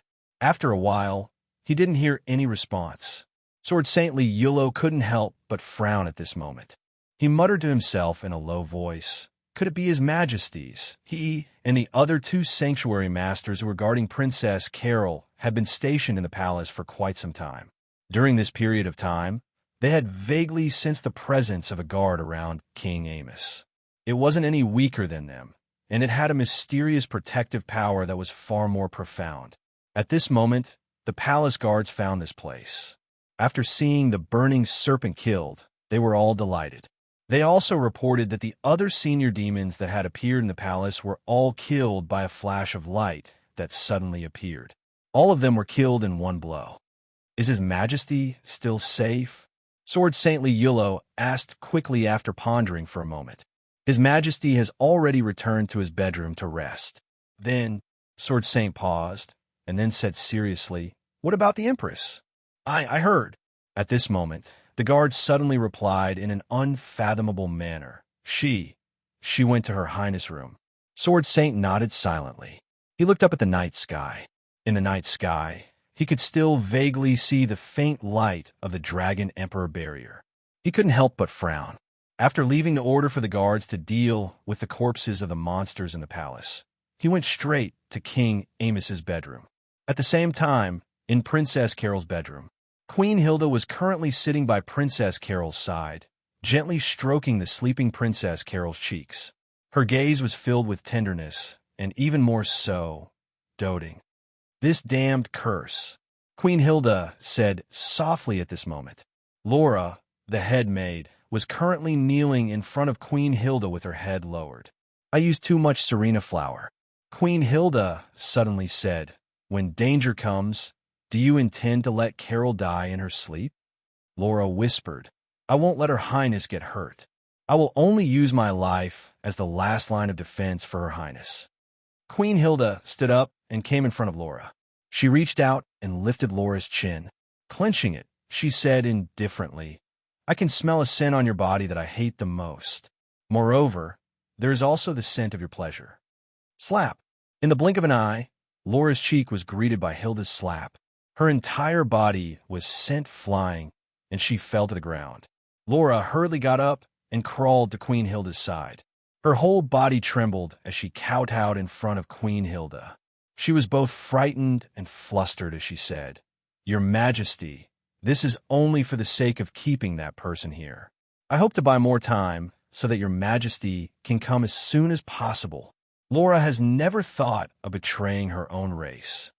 "Then where is he?" Queen Hilda directly stepped on Laura's head, pressing it to the ground. "Where is Varley? You didn't manage to keep him, did you?" "I'm sorry. Next time I will." Queen Hilda didn't seem to listen. She gradually increased her strength, as if she intended to crush Laura's head. At this time, Laura, where did you die? Laura, come and tell me a story." Laura, Princess Carol's voice. Queen Hilda suddenly turned around and saw that Princess Carol was still sleeping. It turned out that she was just talking in her sleep. "I won't kill you." Queen Hilda took a step back and said indifferently, "For the sake of my beloved daughter." Laura heaved a sigh of relief. "But that doesn't mean that I won't punish you." Queen Hilda raised her hand, and a black light suddenly shot towards Laura. "Reflect on your actions." Laura's body trembled. She clenched her teeth and softly responded. Then, without raising her head, she slowly retreated out of the room. She didn't speak to anyone on the way back. When she returned to her residence, she directly fell to the ground, her whole body twitching as she let out a mournful scream. Her body and soul felt as if they were being bitten by countless poisonous insects. In just a few short breaths, her whole body was drenched in sweat. Queen Hilda's punishment had always been more terrifying than death. "Take me away. Take me away from here. Take me." After the double torture of soul and flesh, even a powerful dragon saint like her couldn't bear the pain and directly fainted. She collapsed to the ground like a pile of mud. In the underground cave, dust was scattered, and it wasn't just once. Tang Tianlin had been paying attention to the situation around him. He didn't know how deep underground this place was, but it was actually isolated from all sound. But there were slight vibrations coming from it. Did this mean that something was happening in the palace at this time? He already understood Norma's story. Just like that, after experiencing Princess Carol's humiliation, I was thrown out like trash. She quickly found a new plaything. This is really a bitter experience. Tang Tianlin looked at Norma's withered limbs and spine. This person's will to live was really strong. It was really unimaginable. But how did you crawl down here? I have a beast that I raised. It was born as a monster and has a strong digging ability. No one knows of its existence. At this time, Tang Tianlin's expression couldn't help but change. He had been in this underground cave for some time, but he hadn't seen any beasts or monsters. There were only piles of bones. Bones? He suddenly looked over and was surprised to find a strange skeleton the size of a warhorse in the corner of the cave. It was obviously not a human skeleton. Could it be, is it strange? I ate it in order to survive. As long as humans want to survive, they will eat anything, even if it's their own family. Tang Tianlin suddenly stood up and pulled out his weapon without saying a word. But I won't eat you. Norma's voice sounded in the cave again. The voice came from all directions, like a tidal wave, one after another. Tang Tianlin actually felt dizzy from the shock, and he felt uncomfortable as his blood and qi stirred. I've lived enough. There's no point in living anymore. But I'm not satisfied. My pain, my resentment, my despair. I want revenge. However, Norma, who had been lying motionless on the ground, suddenly bounced up. At the same time, an invisible force directly imprisoned Tang Tianlin's entire body. Even with his Deathwalker profession ability, he was unable to move at this moment. What do you want to do? Norma was upside down at this time, directly pressing her head on top of Tang Tianlin's head. This is the heart of the sanctuary that I comprehended after experiencing the most despair in the world. But my body is no longer able to exert its power. Accept my power, the power of vengeance. Avenge me. The heart of the sanctuary will be like a curse, forcing you to walk down the path of vengeance. This will be your life's destiny. Kill Carol for me. Kill the royal family of Innis. Kill the dragons of the continent. Kill all living things. Kill them all. Ha ha!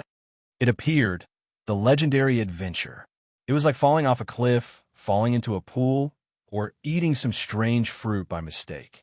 You have obtained Norma's lifetime cultivation and the heart of the sanctuary. Level +1 +1 +1 +1 +1. Brave adventurer, you have triggered the ultimate mission of slaughter the dragons of the continent. I have faith in you. In this situation, and looking at Norma, who was upside down holding his head, Tang Tianlin couldn't help but let out a classic curse. F*CK. +1, +1, +1, +1. Sword St. Liulo was standing in front of the door of King Amos's palace. He had been here for almost half an hour, but he hadn't been able to enter.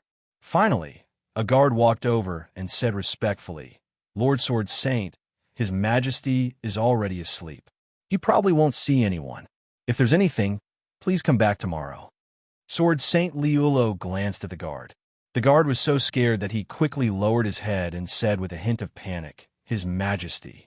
After His Majesty wakes up, I'll tell him immediately. Liulo slowly exhaled and then looked at the door of the palace and said loudly, His Majesty, I've been frightened tonight. Liulo's defense wasn't good enough, and I'm not up to the job of guarding the palace. Therefore, I request to return to the garrison division. I hope His Majesty will approve. Still silence. A tense atmosphere pervaded the air. The guards all around were looking at the kingdom's sword saint with fear and trepidation. They waited for a long time, but there was still no response from the Yamos king's chamber. Thank you, Your Majesty. Finally, Sword Saintly Yulo shouted and turned around to leave, walking on the streets of the royal capital. Because of the curfew, The streets of the royal capital were very quiet. The appearance of the Dragon King's barrier only alarmed some powerful people in the royal capital. Of course, there were many powerful professionals. After all, there was the national tournament. Recently, the royal capital had been full of powerful people. However, the professionals obviously didn't want to clash head-on with Elnis' government. Therefore, when the curfew started, they stayed in their own places. "Where are we going?" Nan Xiaonan couldn't help but ask curiously. Although they said they were going to find something to eat, it seemed that it wasn't easy to find something to eat in such a quiet place. "We're here." Boss Luo stopped. "This is it." Nan Xiaonan looked over and saw Locke's weapon shop. "This place, I think I've been here before," Nan Xiaonan said after thinking for a while. But at this moment, Luo Qiu had pushed open the door of the weapon shop and walked in. Nan Xiaonan followed him without hesitation, but it was dark inside the weapon shop. Nan Xiaonan managed to find a tool to light a fire and an oil lamp, and lit the oil lamp. Just as she was about to ask why she was at the weapon store, she suddenly saw a figure sitting in front of the counter in the weapon store's lobby. It was a guy with a silver mask. He had been sitting there since the beginning and silently watched them enter. "We meet again." The man with the silver mask spoke first. Luoqiu smiled. "Yes, we meet again. Mr. Zayart, good evening." Chapter 1851. She called this the attitude one should have. Regardless of who the other party was or what their purpose was, it was the right time to show that they were reliable companions. Therefore, Miss Witch from her subworld unsheathed her sword without hesitation. Oh, there was no sword, only a monster summoning scroll that looked like a short wand. But Lady Nin waved the scroll as if she was going to use it to smash someone. The pos was already in place, ready for battle. "Mr. Luo, who is this guy?" Nan Xiaonan asked quietly in front of Boss Luo. "A mister that I have seen a few times." Boss Luo smiled. "Don't worry, nothing will happen." Nan Xiaonan nodded her head, but she was still ready for battle. She should have the right attitude and continue to attack.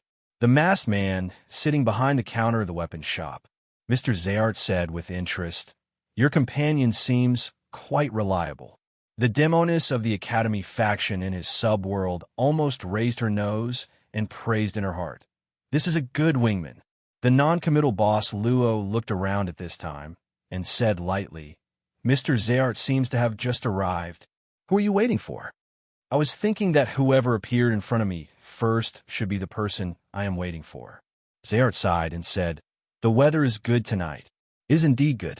Boss Luo nodded and said, "Mr. Zayart, why are you waiting for me here?" "Of course I am here to apologize." Zayart stood up, "For the trouble I have caused you." "What is the trouble Mr. Zayart is talking about?" Luo Qiu said calmly. Zayart said, "I was trapped in the cellar by Jilian, but the situation was quite dangerous at that time. The peace between man and nature from the security division broke in. I could only think of this method in a moment of desperation. As a result, you and Jilian were brought to the security division." Boss Luo said casually, "I heard that in the first palace assassination, the weapon used by the assassin was very similar to the one I lost. When you came to return my weapon yesterday, you didn't intend to frame me." "How could that be?" Mr. Zayart asked in astonishment. "Why would you think that?" "I left the mask just to confuse the peace between man and nature. Besides, you have nothing to do with the assassination, right?" Luo Qiu smiled. "Then you shouldn't come here. You should go to the security division." "Why?" Mr. Zayart asked curiously. "To turn yourself in, of course." Boss Luo said matter-of-factly. "Then you can clear up all the misunderstandings. Besides, as far as I know, Mr. Jilian should still be in the security division. He might even be interrogated severely because of Mr. Zhart's matter." Zayart said calmly, "This child is too naughty and too careless. It will be better for him in the future if he suffers a little." Boss Luo asked curiously, "Then what do you think you should do to be considered careful?" "The best way, of course, should be to directly hand me over to the security division after getting me," Zayart said calmly. Zayart said indifferently, "When a person is faced with suffering, they should do everything possible to push the suffering away from them. even if there's only the slightest possibility that the suffering will befall them. If they want to live, they must first learn to be selfish and not be influenced by emotions. Boss Luo thought for a while and said, "According to what you said, why did you have to go to the palace to assassinate? This seems to go against your selfish statement. Only for the sake of the greater good, personal selfishness can be abandoned." Zayart seemed to have his own unique theory. Jillian is not a person who can accept the greater good. He is more suited to be a carefree peddler who lives for himself. So he should learn to be selfish. What is the greater good in your heart, sir? Have you heard of the country Kadi is? Zayart suddenly asked. Boss Luo nodded.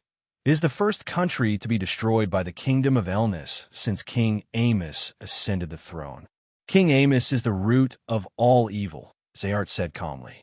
Since the beginning of Kadias, the whole world has been caught in the flames of war for nearly 20 years. I've been traveling around the world, and I've seen too many destroyed cities and towns outside of the capital of the Elnis Kingdom. I've also seen countless lonely souls wandering around in confusion. This world is not like this. The flames of war have subsided. Boss Luo said, King Amos's conquest has come to an end. Now, the new world should be left with vitality after the disaster. The evil of King Amos should be born in the soil of the new world and become a new kind. He won't. Zayart shook his head. After conquering the world, his next target will be the dragons of the continent. Sooner or later, he will start a war between the humans and the dragons of the continent. As far as I know, the queen of the dragons should be King Amos's wife. Zayart laughed and said, That man will never be willing to let himself be inferior to others. In order to seize the throne of the kingdom, he did not hesitate to give up his dignity and become the plaything of Queen Hilda of the dragon race. Then, in order to wash away this shame, he can also bury this world. Wait. At this moment, Nan Xiaonan suddenly interrupted Zihart's words. At this moment, Nan Xiaonan had brought a stool over from God knows where and was sitting. She was even holding a piece of melon fruit in her hands and seemed to have already taken a few bites. Zihite frowned as he thought to himself, You should be quite unhappy to be interrupted. Nan Xiaonan said embarrassedly, I'm sorry for interrupting your conversation, but I'm more curious about something. No matter what you're talking about, the kingdom of Kadias that you mentioned at the beginning, what's your relationship with it? I am a woman, so I'm more nosy. Besides, you were the one who brought up the kingdom of Kadias first, okay? You have successfully aroused my curiosity, but you did not mention your relationship with the kingdom of Kadias. This is your fault. Uncle, this is not the way to tell a story. Why are you looking at me like that? Nan Xiaonan felt a trace of murderous intent from the other party. She immediately let go of the fruit and waved the scroll, posing as a master. Unexpectedly, Zayart suddenly said indifferently, The map in your hand should be an item called the demonic map. There are a total of 72 high-level monsters sealed in it. How did you know? Nan Xiaonan could not help but open her mouth. This scroll was clearly the one she picked out from the pile of items that Luo, the Almighty, poured out. Was it the exclusive loot from the game? Chessboard? The demonic map is a secret treasure from the royal family of the former kingdom of Kadias. Zayart said calmly, Ever since the Kadias kingdom was destroyed, the demonic diagram has been lost. Although it can't be compared to the 3 godly weapons that have been passed down for generations, it is still the best weapon in the world. Oh, Nan Xiaonan subconsciously looked at the scroll in her hand. She did not expect it to have such a big background, but how could Zayart see through it at a glance? If you want to activate all the high-level monsters in the demonic map at once, you can't do it without the bloodline of the royal family of Kadias. Even if it is because of the power of the profession, it is still impossible. Zayart suddenly said at this time, Therefore, the demonic map, in the hands of professionals like you, can be said to be a waste. Nan Xiaonan shrugged. It was a waste if it was not in her hands, but she had already understood some things.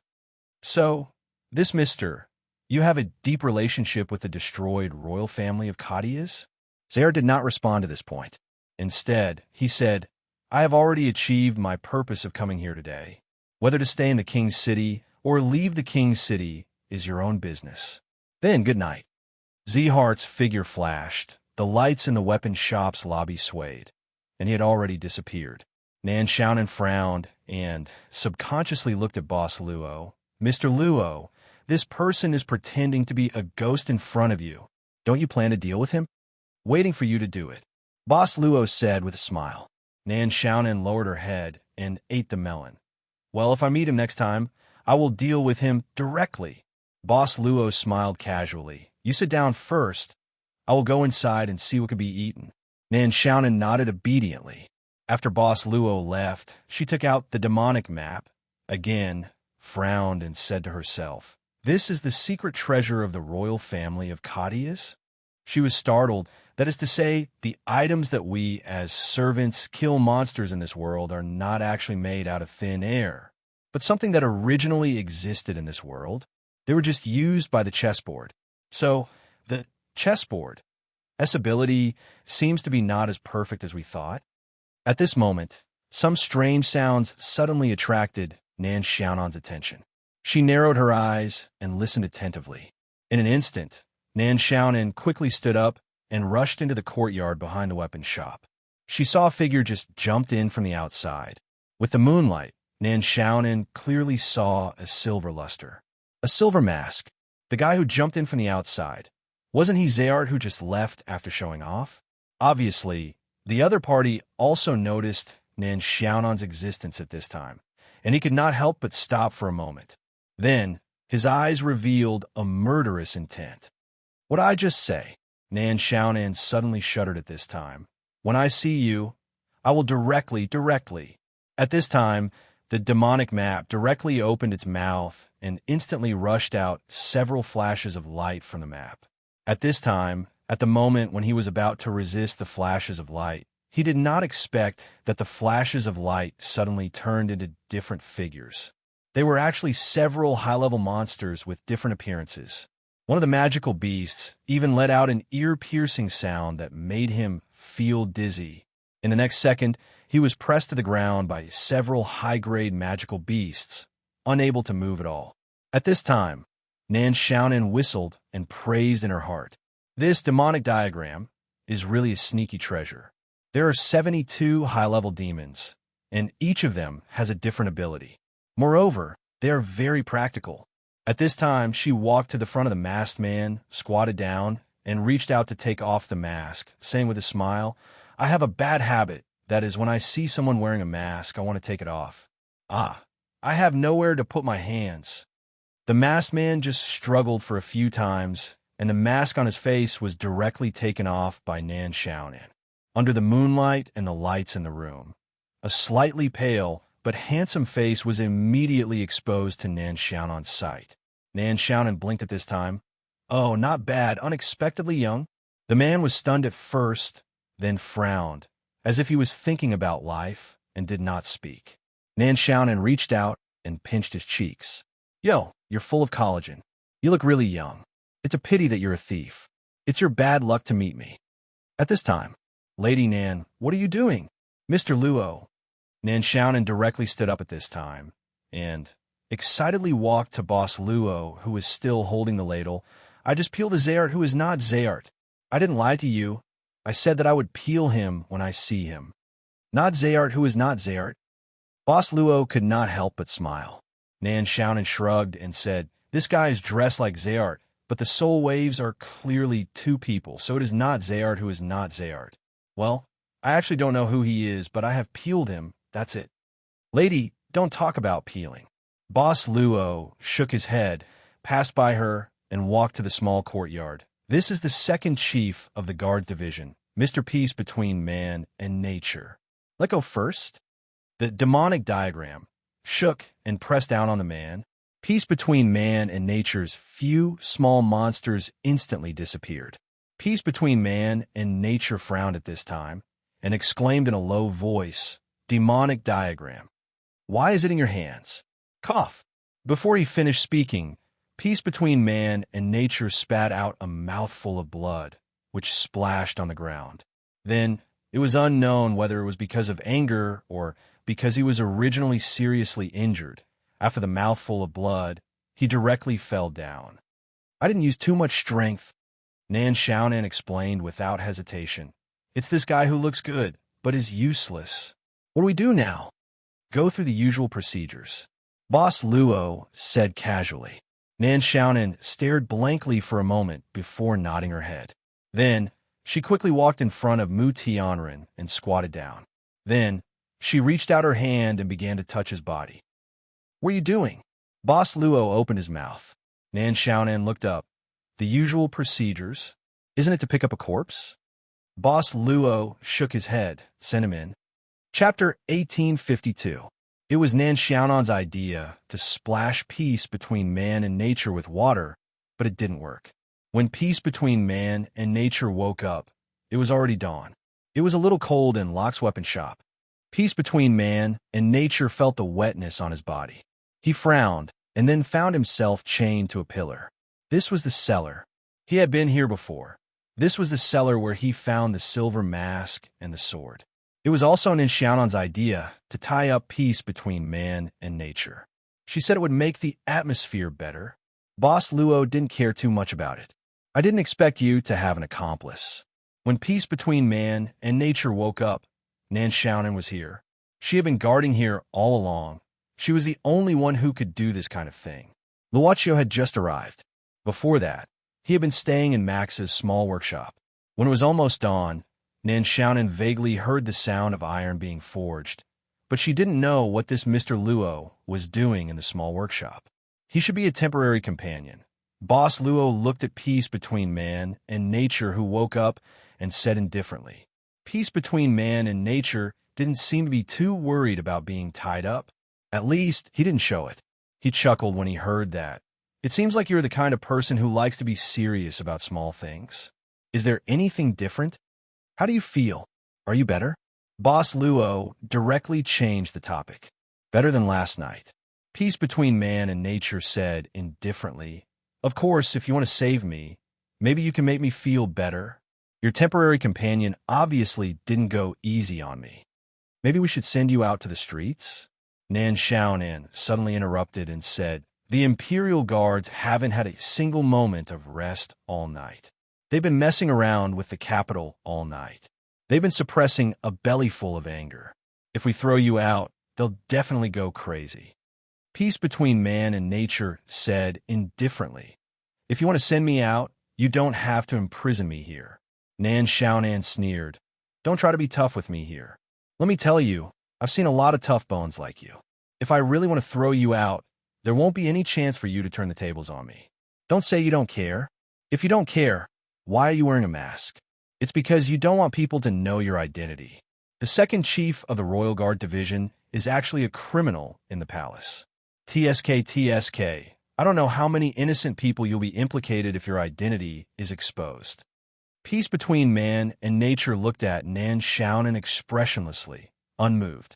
Nan Xiaonan suddenly narrowed her eyes, picked up a knife, and touched peace between man and nature's cheek. You see, maybe among these innocent people, there will be the little girl who poured tea for you in the Royal Guards Division and secretly admired you, or the uncle who ate breakfast at the stall you passed by every day before you went to work, or even your neighbor's little daughter and her pet. As a member of the Royal Guard Division, you should know better than me how serious the crime of palace assassination is. Peace between man and nature was still expressionless, but she looked at Boss Luo behind Nan Xiaonan and suddenly asked curiously, your companion is quite suitable to work in the Royal Guards Division. Are you interested in giving her up?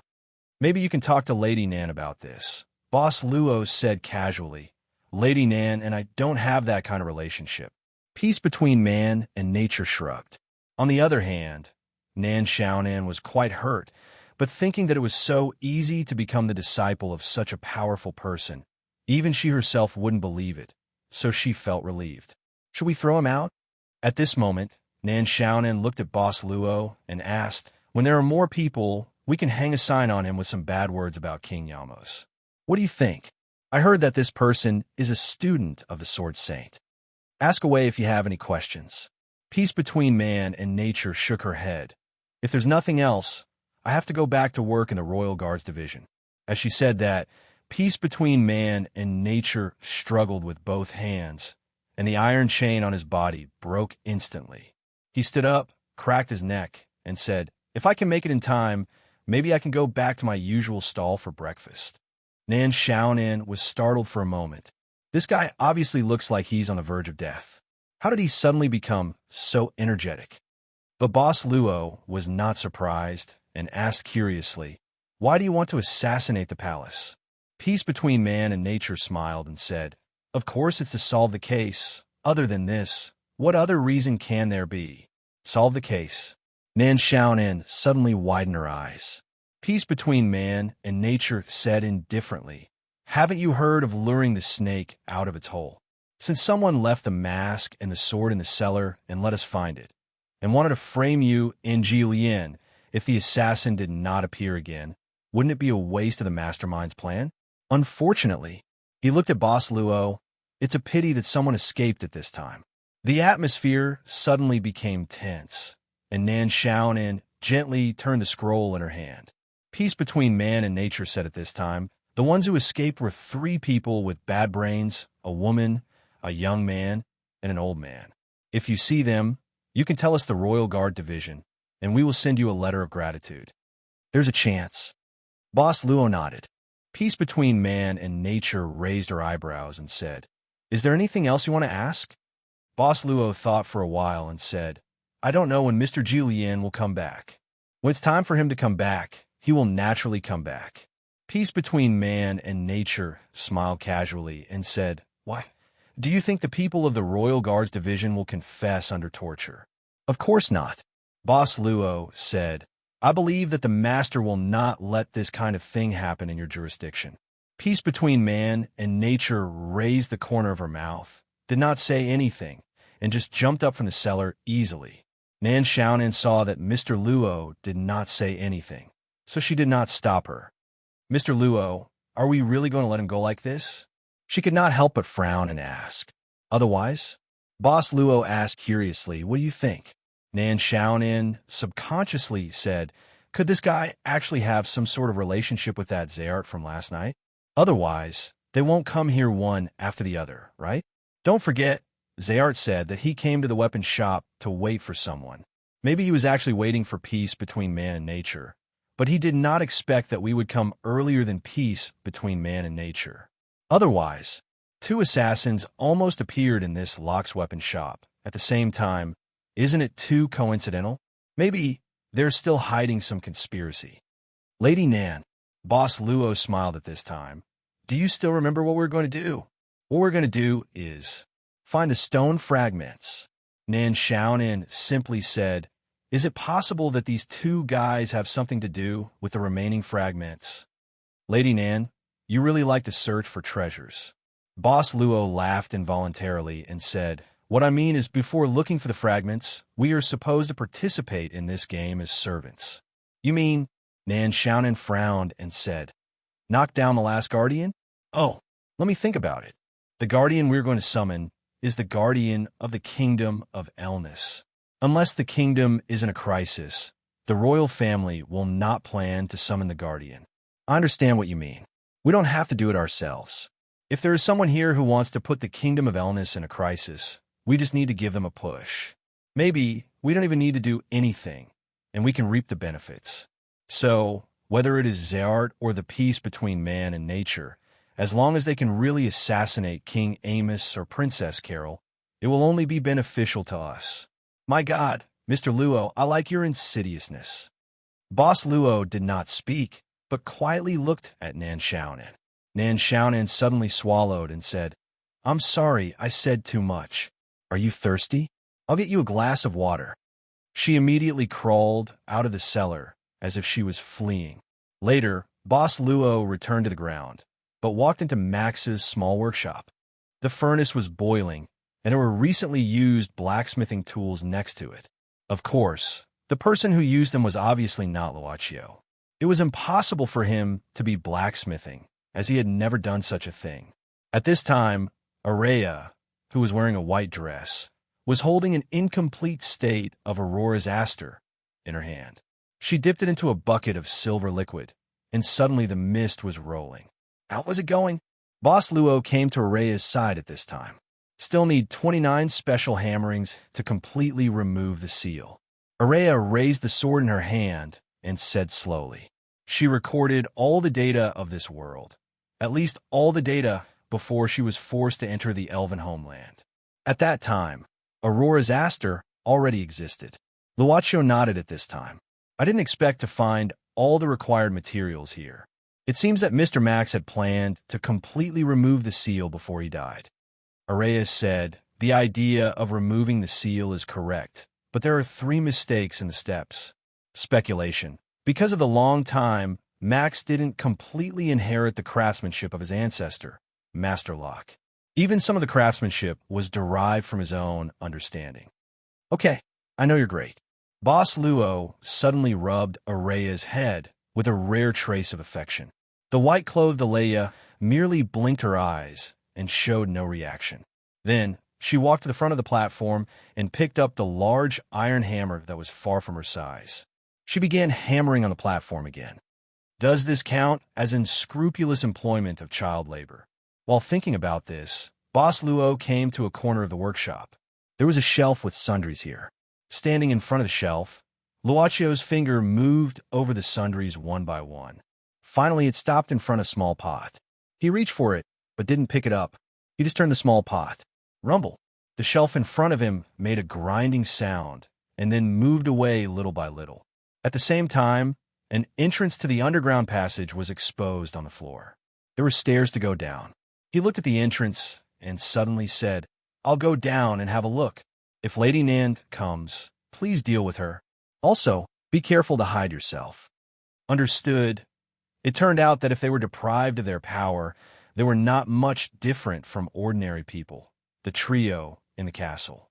Dr. Gores and the others found that in this king's city where professionals from all over the world mingled, they couldn't even do something as simple as sneaking in from the back alley of a restaurant. In the end, they were reduced to bullying the kitchens of ordinary families. They had never been so aggrieved. They were still shackled by the guards, which made it very inconvenient for them to move. Now, they had to hide from place to place. Dr. Gores, who was squatting on the ground and digging for a cornstalk left by an ordinary family, felt quite sad at this moment. Maybe it's better for us to stay in the prison of the guards division. What are you talking about? The servant girl shook her head. At this moment, Sneeve took out a kitchen knife from the kitchen. It seemed that he was going to use the kitchen knife to cut the special shackles of the guards division. Gores saw this and couldn't help but shake his head. He had seen this kind of shackles before. After all, he was a frequent visitor to the world of chessboard. He had heard of this kind of special tool that could restrict the ability of professionals even if he hadn't seen it before. If this thing could be cut open with a kitchen knife found in an ordinary family's kitchen, the prison of the guards division wouldn't be overcrowded all the time. As for the original professionals in this world, they wouldn't change their countenance when they heard about the guards division of King's City, right? Sneeve, can't you stop for a while? Snakel did not bother about him. He picked up the kitchen knife and directly chopped down on the shackles on his feet. Dr. Jurls shook his head. This fellow, you really don't die. F***CK? Clang! The sound of metal hitting metal was still vibrating in the air. However, the kitchen knife in Mr. Sneeve's hand had directly cut into the floor. Before that, the kitchen knife really cut open the special shackles directly. Perhaps it was due to the shock of this result. Mr. Snakel's jaw dropped as he stared in bewilderment. Suddenly, Dr. Gores directly quivered and quickly crawled to Sneeve's side. He took the kitchen knife from his hand and cut between Tina's legs without saying a word. The shackles were cut open. F***CK. Dr. Gores repeatedly cursed. Every time he cursed, he cut out a knife. After a few times, the special shackles on the 3 people in the castle had been cut open one after another.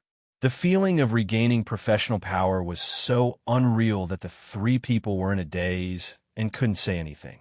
Chapter 1853. Obtained a very sharp kitchen knife. Its grade is unknown. This is an emotionless kitchen knife. Because it used legendary grade forging techniques, it was inextricably linked to legendary grade weapons. So, this is really a very sharp kitchen knife.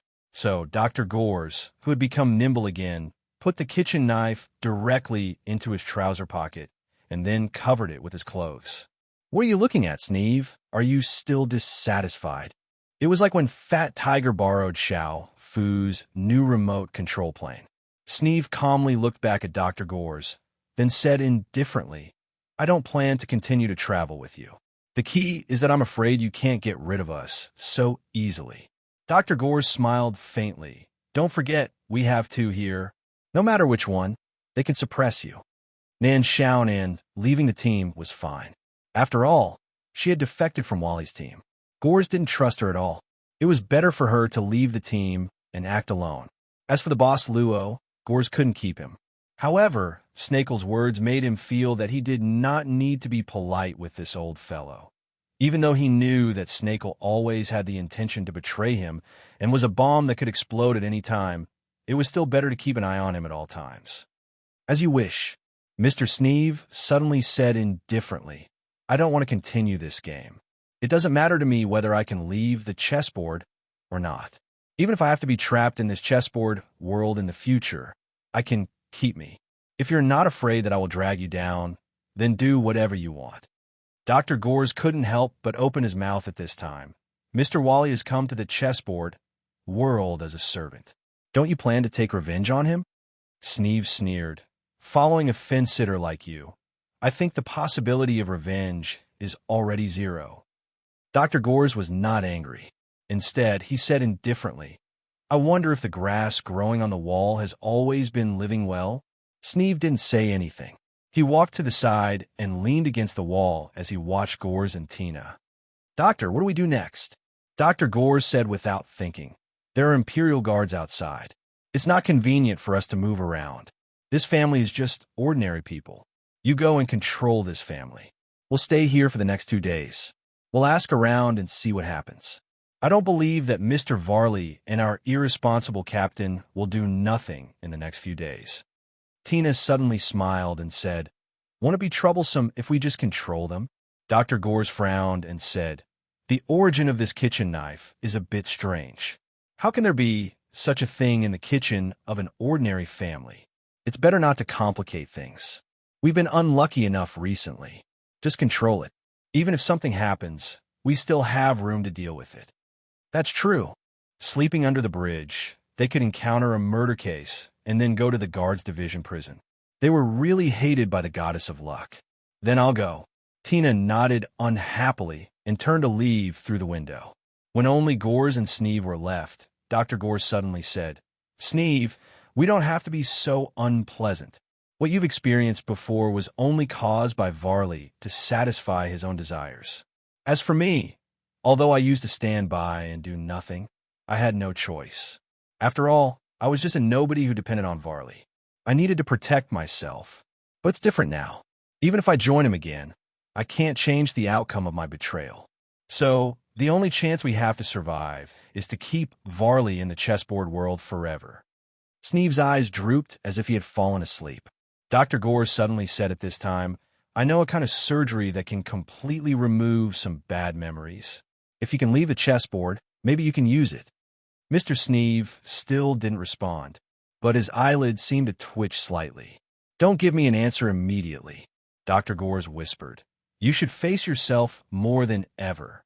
If you really want to regret something, you should have atoned for your sins as early as that night, but you survived. Perhaps revenge is a good reason, but I think it's not the only reason you survived. What do you want to say?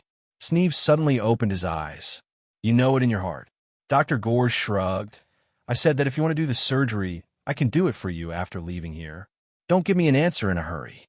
With that, Dr. Gores looked outside the door of the kitchen and saw that Tina had come back. You're quite fast. Dr. Gores smiled. He's indeed just an ordinary person. Tina said indifferently, I don't even need to use my skills. Doctor, do you really think the owner of this house has a special background? Dr. Gores said casually, if there's nothing else, or we won't come back here again, you can do whatever you want. You're the best. Tina showed a sweet smile, and then threw something to Dr. Gores. He caught it subconsciously. What's this? I found it under the owner's bed. Although according to the situation of this house, it won't be a very good thing. But as a long-lost taste, maybe it'll work. Dr. Gores looked at the thing in his hand. No doubt, it was a bottle of wine. He indeed hadn't tasted this kind of nerve-numbing substance for quite a long time. As a vampire, perhaps he could only experience it again in the world of chessboard. It's too boring to drink it alone. Dr. Gores shook his head and then found 3 glasses. He opened the bottle, poured the wine, and picked up one of the glasses. Let me think. Well, may we have an unlucky night? May we have such an unlucky night. Tina picked up one of the glasses and raised it. Then the two looked at Sneeve. Sneeve frowned, picked up the glass, and drank it without saying anything. He was originally an alcoholic, so he couldn't resist the taste of alcohol at all. Dr. Gores tasted the liquid in the glass, as if he was tasting blood. Oh, this should be fruit wine. It's great, this taste. The vampire's body is completely free from a taste. It's really great, this feeling of drowsiness, this. Dr. Girth suddenly felt that something was wrong. He suddenly felt lightheaded and had to hold onto the table with both hands to stabilize himself. But at this moment, Snake had already fallen head first onto the floor. This wine, you. Dr. Gores was shocked, but now he was seeing stars, and his brain was fainting. He looked at the smile on Tina's face, and then he lost consciousness and fell to the ground. Thump! The glass fell to the ground, and Dr. Gores was motionless. The smile on Tina's face disappeared. She indifferently kicked Sneeve and Gores on the ground with her leg, then walked to the door and opened it slowly. Outside the door, there was a young man with a short stature, dressed like a noble, standing. It was young Wally. Well done, you deserve to be my favorite maid. Tina. The maid laughed at this time. Master should often say the same words to my sister, right? What's the difference? Young Wally chuckled. Tiff and you are one and the same. When will they wake up? If there's no accident, they will wake up in about an hour. Then I'll have to move faster. Young Wally narrowed his eyes and walked to Dr. Gores and Sneeve. He directly grabbed Gore's hair and lifted Gore's head. Gores can actually do a lot of things. Most of the research in my castle was done by him. I really wanted to put him in an important position, but unfortunately, he was sent by my sister. Tina couldn't help but be stunned behind him. At this time, she couldn't help but think of the name of Dr. Gores on the chessboard. Treacherous traitor. Locke's weapon shop. It was completely bright, and the sun had just risen. Nan Xiaonan didn't get close to the small workshop in the courtyard. When Boss Luo came to the weapon shop with the big sword made by Araya, Nan Xiaonan was dozing off at the counter. Magically, Boss Luo saw something like a bubble on Nan Xiaonan's nose, the kind of bubble that made people want to burst. Bang! Suddenly, Nan Xiaonan knocked on the counter and immediately woke up. Mr. Luo, you're awake. What time is it? About 8 or 9 in the morning. Boss Luo calculated the time. I'm going out, Lady Nan. Do you want to come with me? I'm afraid you'll lose me, Nan Xiaonan said pitifully, so I'd better follow you. Then let's go. Boss Luo smiled. In fact, he got along well with Nan Xiaonan, but she was a cheerful temporary companion. Where are we going? Boss Luo said, to find the truth of Mr. Max's murder. Nan Xiaonan was stunned. Before she dozed off, she was still thinking about how to solve the crisis of the Kingdom of Elness, but after she woke up, it suddenly became the truth of the murder. Wow. Mr. Luo, your thinking is really good, isn't it? Can I go wash up first before going out? Nan Xiaonan rubbed her face and said, I'm afraid I'll embarrass you if I walk on the street like this. Go. I'm not in a hurry. Luochio nodded and then said, but I believe that no matter who is around Lady Nan, I don't think they will think so. Nan Xiaonan suddenly blinked and said, Mr. Luo, are you praising me? You think so too? Kind of. Boss Luo said casually, usually the human's definition of ugly is relatively similar, not too different. She knew that she should stop before going too far, so she showed a happy smile and stretched. I feel that my luck will be better today. When the door of the room opened, Ji Lian rushed forward, but in an instant he was pushed back into the room by a gentle force.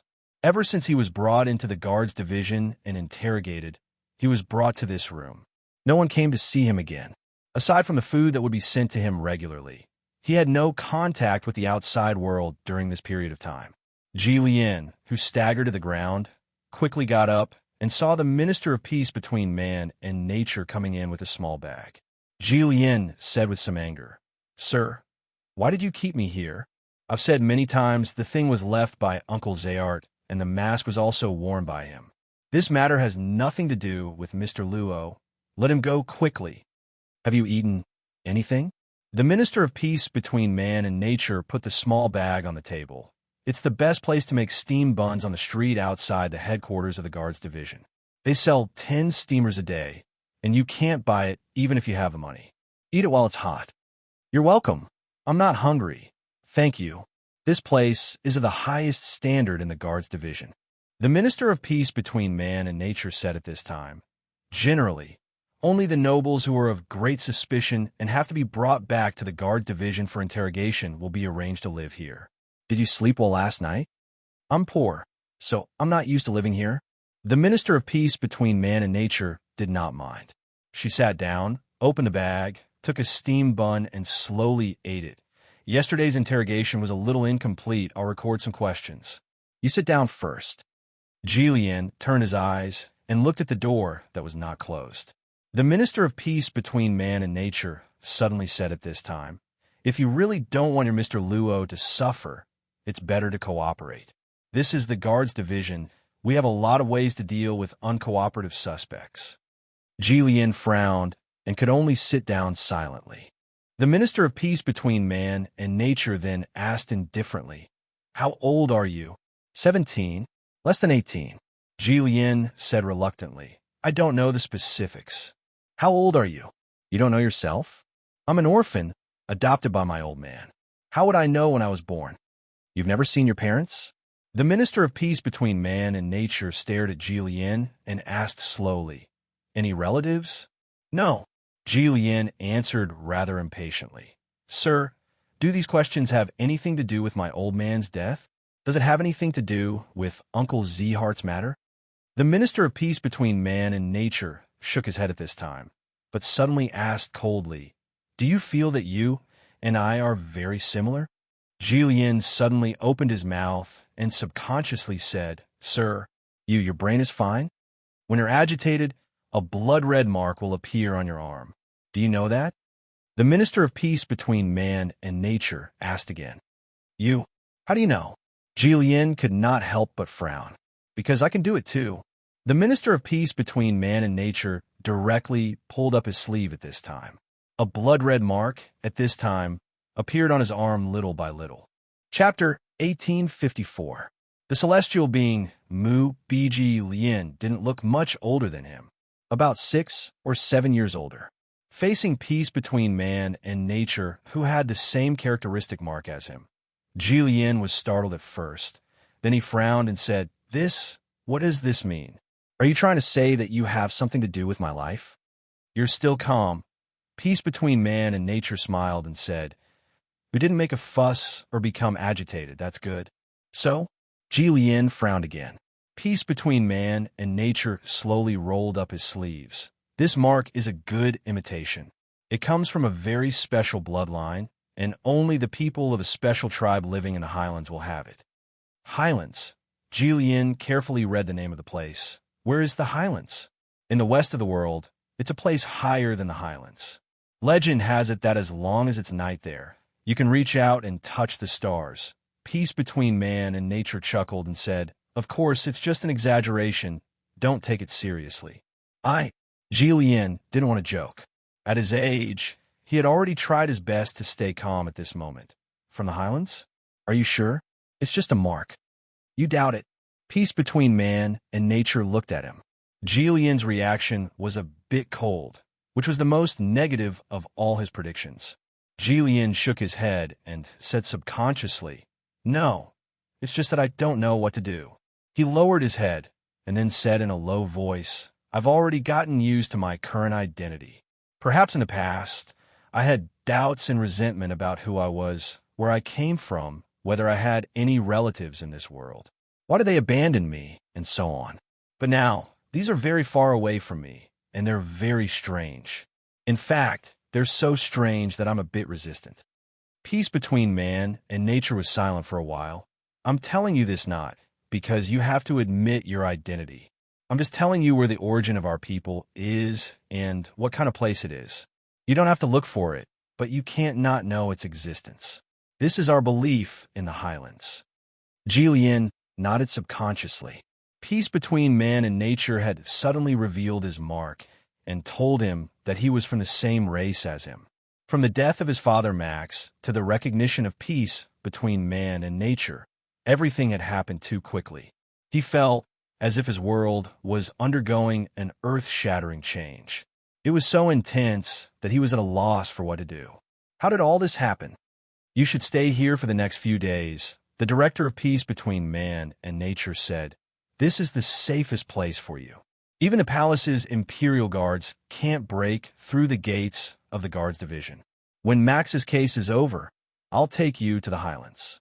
You don't have to call yourself a descendant of the Highlands, but you have to go to the Highlands at least once in your life.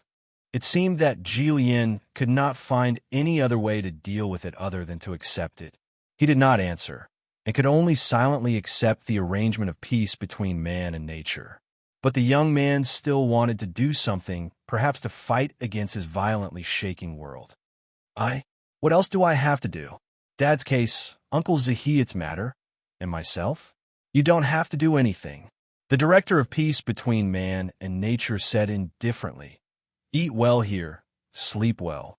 In the future, if you have the chance, maybe you can have a few more children. Why? Jillian opened his mouth.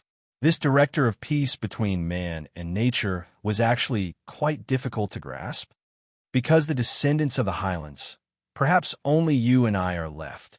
The director of peace between man and nature smiled and said, I probably won't be able to leave behind any descendants in this lifetime, so the responsibility of not letting the bloodline of the Highlands fall on you.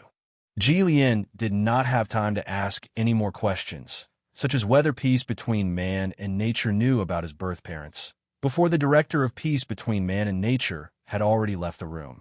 Jillian sat there in a daze. He didn't know how long he had been sitting there. He suddenly rubbed his cheeks. He suddenly missed the old days. He remembered that Locke's arm shop hadn't been open for business for a few days. My lord. My lord. Along the way, the guards greeted the director of peace between man and nature. In fact, other than the second-in-command, the director of peace between man and nature had another identity in the guards division, junior commander. The guards division was founded by the blade master of the kingdom, Euro. From the beginning, it was completely independent of all the systems in the kingdom and directly reported to King Amos. As the blade master's only student and successor, peace between man and nature had long been regarded as the next chief of guards. Therefore, it was not an exaggeration to say that the guard division was peace between man and nature's back garden. However, this student of the blade master still liked to be called the second-in-command. He also liked to walk alone on the streets of the royal capital, strolling around when he had nothing to do, and catching small thieves when he was bored. Peace between man and nature returned to his office. Just as he was about to push the door open and enter, he suddenly paused. Then, he slowly exhaled, pushed the door open, and walked in. The first thing he saw was a familiar figure. The blade master. Euro, teacher, you have time to come back to the guard division? Peace between man and nature gently closed the office door.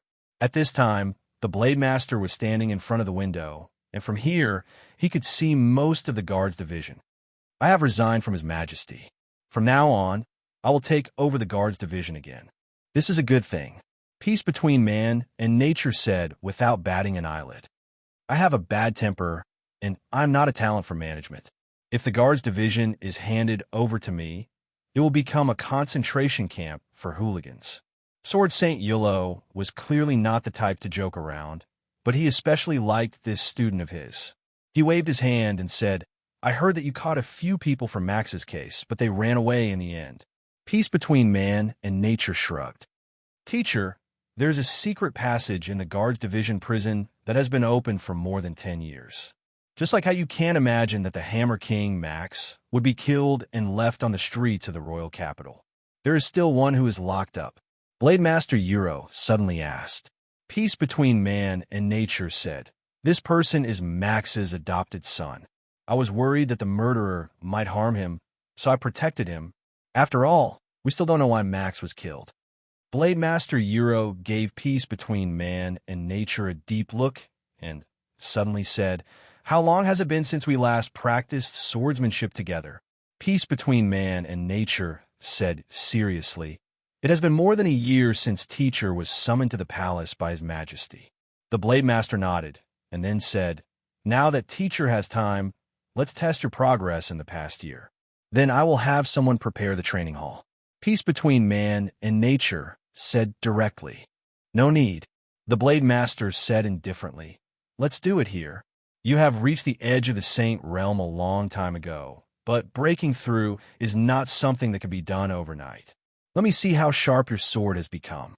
As soon as he finished speaking, a sharp feeling, as if it could directly cut a person in half, instantly spread from peace between man and nature. Faced with the Blade Master's sudden test, the Guard Division's vice-chairman couldn't help but sweat. A moment later, peace between man and nature collapsed to the ground, sweating profusely. "Teacher, you're still as strict as ever." He panted heavily. The Blade Master stood with his hands behind his back, but his expression unconsciously became stern. "Your sword is in disorder. You have the intention to kill, and this is something that happened in the past day. You haven't had the intention to kill for many years. In this world, there's only one person who can make you want to kill." Peace between man and nature was silent, and only stared at the ceiling of the office with lifeless eyes. Blade Master Euro sighed at this time, and said softly, "It seems that I made the right choice in resigning." He glanced at peace between man and nature, and saw that he had no intention of getting up, so he said indifferently, "I haven't been back for a long time. I want to see how the guards relax." Euro left the office, and peace between man and nature suddenly sat up, but said to himself, "In the afternoon, let's eat buns." Royal Palace, Great Hall. King Amos had been listening to the discussion on the throne for most of the morning.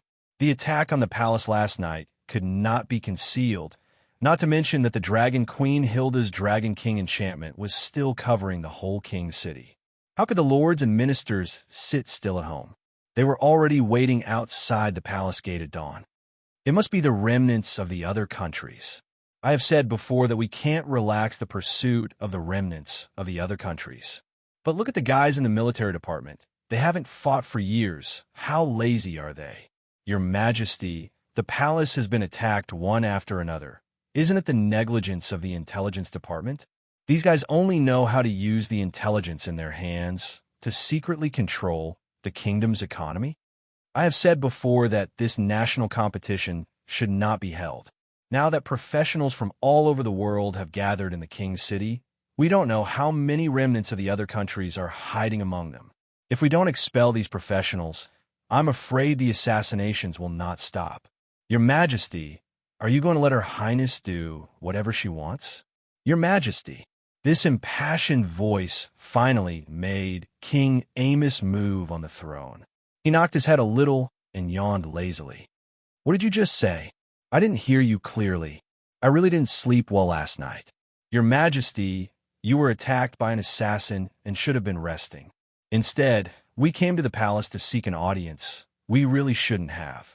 But now that the situation in the King's City is changing, we really have no choice but to do so. Your Majesty, please forgive us. The one who spoke was a fair-minded old minister. "I'm asking what you just said. I just didn't hear you clearly." King Amos rubbed between his eyebrows and yawned again. "Who wants to listen to you? If you really feel that you are disturbing me, you can go to the prison of the Guards Division and stop your salary for this year as a supplement to the kingdom's finances." The old minister said excitedly, "Your Majesty, as long as we can stop this ridiculous competition and expel those professionals with ulterior motives, let alone the prison of the Guard Division and the suspension of my salary. Even if you want me to die, what is there to be afraid of? Then you can go to hell." The head fell to the ground, and blood splattered everywhere. The faces of the ministers were suddenly stained with a little bit of warm blood. They stared blankly at King Amos, who was coldly watching all of this from the throne. However, the one who made the move was obviously not King Amos. It was a figure who had appeared in the conference hall without anyone noticing. The Dragon Queen, and the only queen of the Kingdom of Elnis, Hilda. Dragon Queen Hilda walked slowly into the conference hall. She walked past the head of the old minister and said calmly, "The national competition is what Caro wants to see. If I say let it continue, then let it continue. If anyone has any objections, I'll make a necklace of human heads." The ministers felt a chill down their spines and didn't dare to raise their heads to look at the Dragon Queen. Queen Hilda looked at King Amos and said calmly, "Amos, it seems like you're not very good at managing your own kingdom. Is this what you mean by listening to the voice of the people?"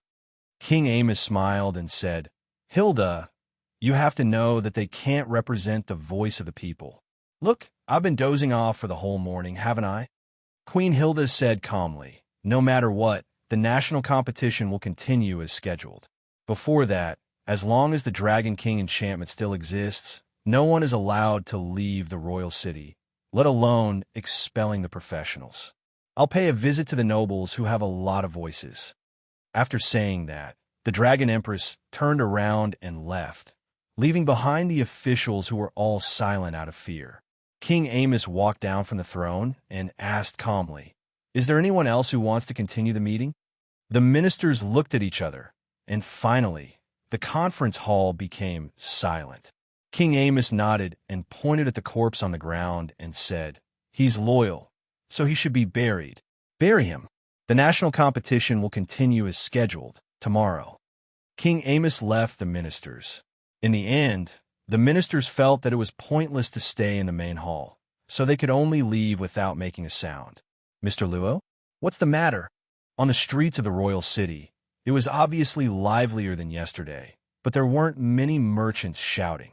Instead, there were more voices of discussion. They were discussing the Dragon King enchantment that covered the royal city.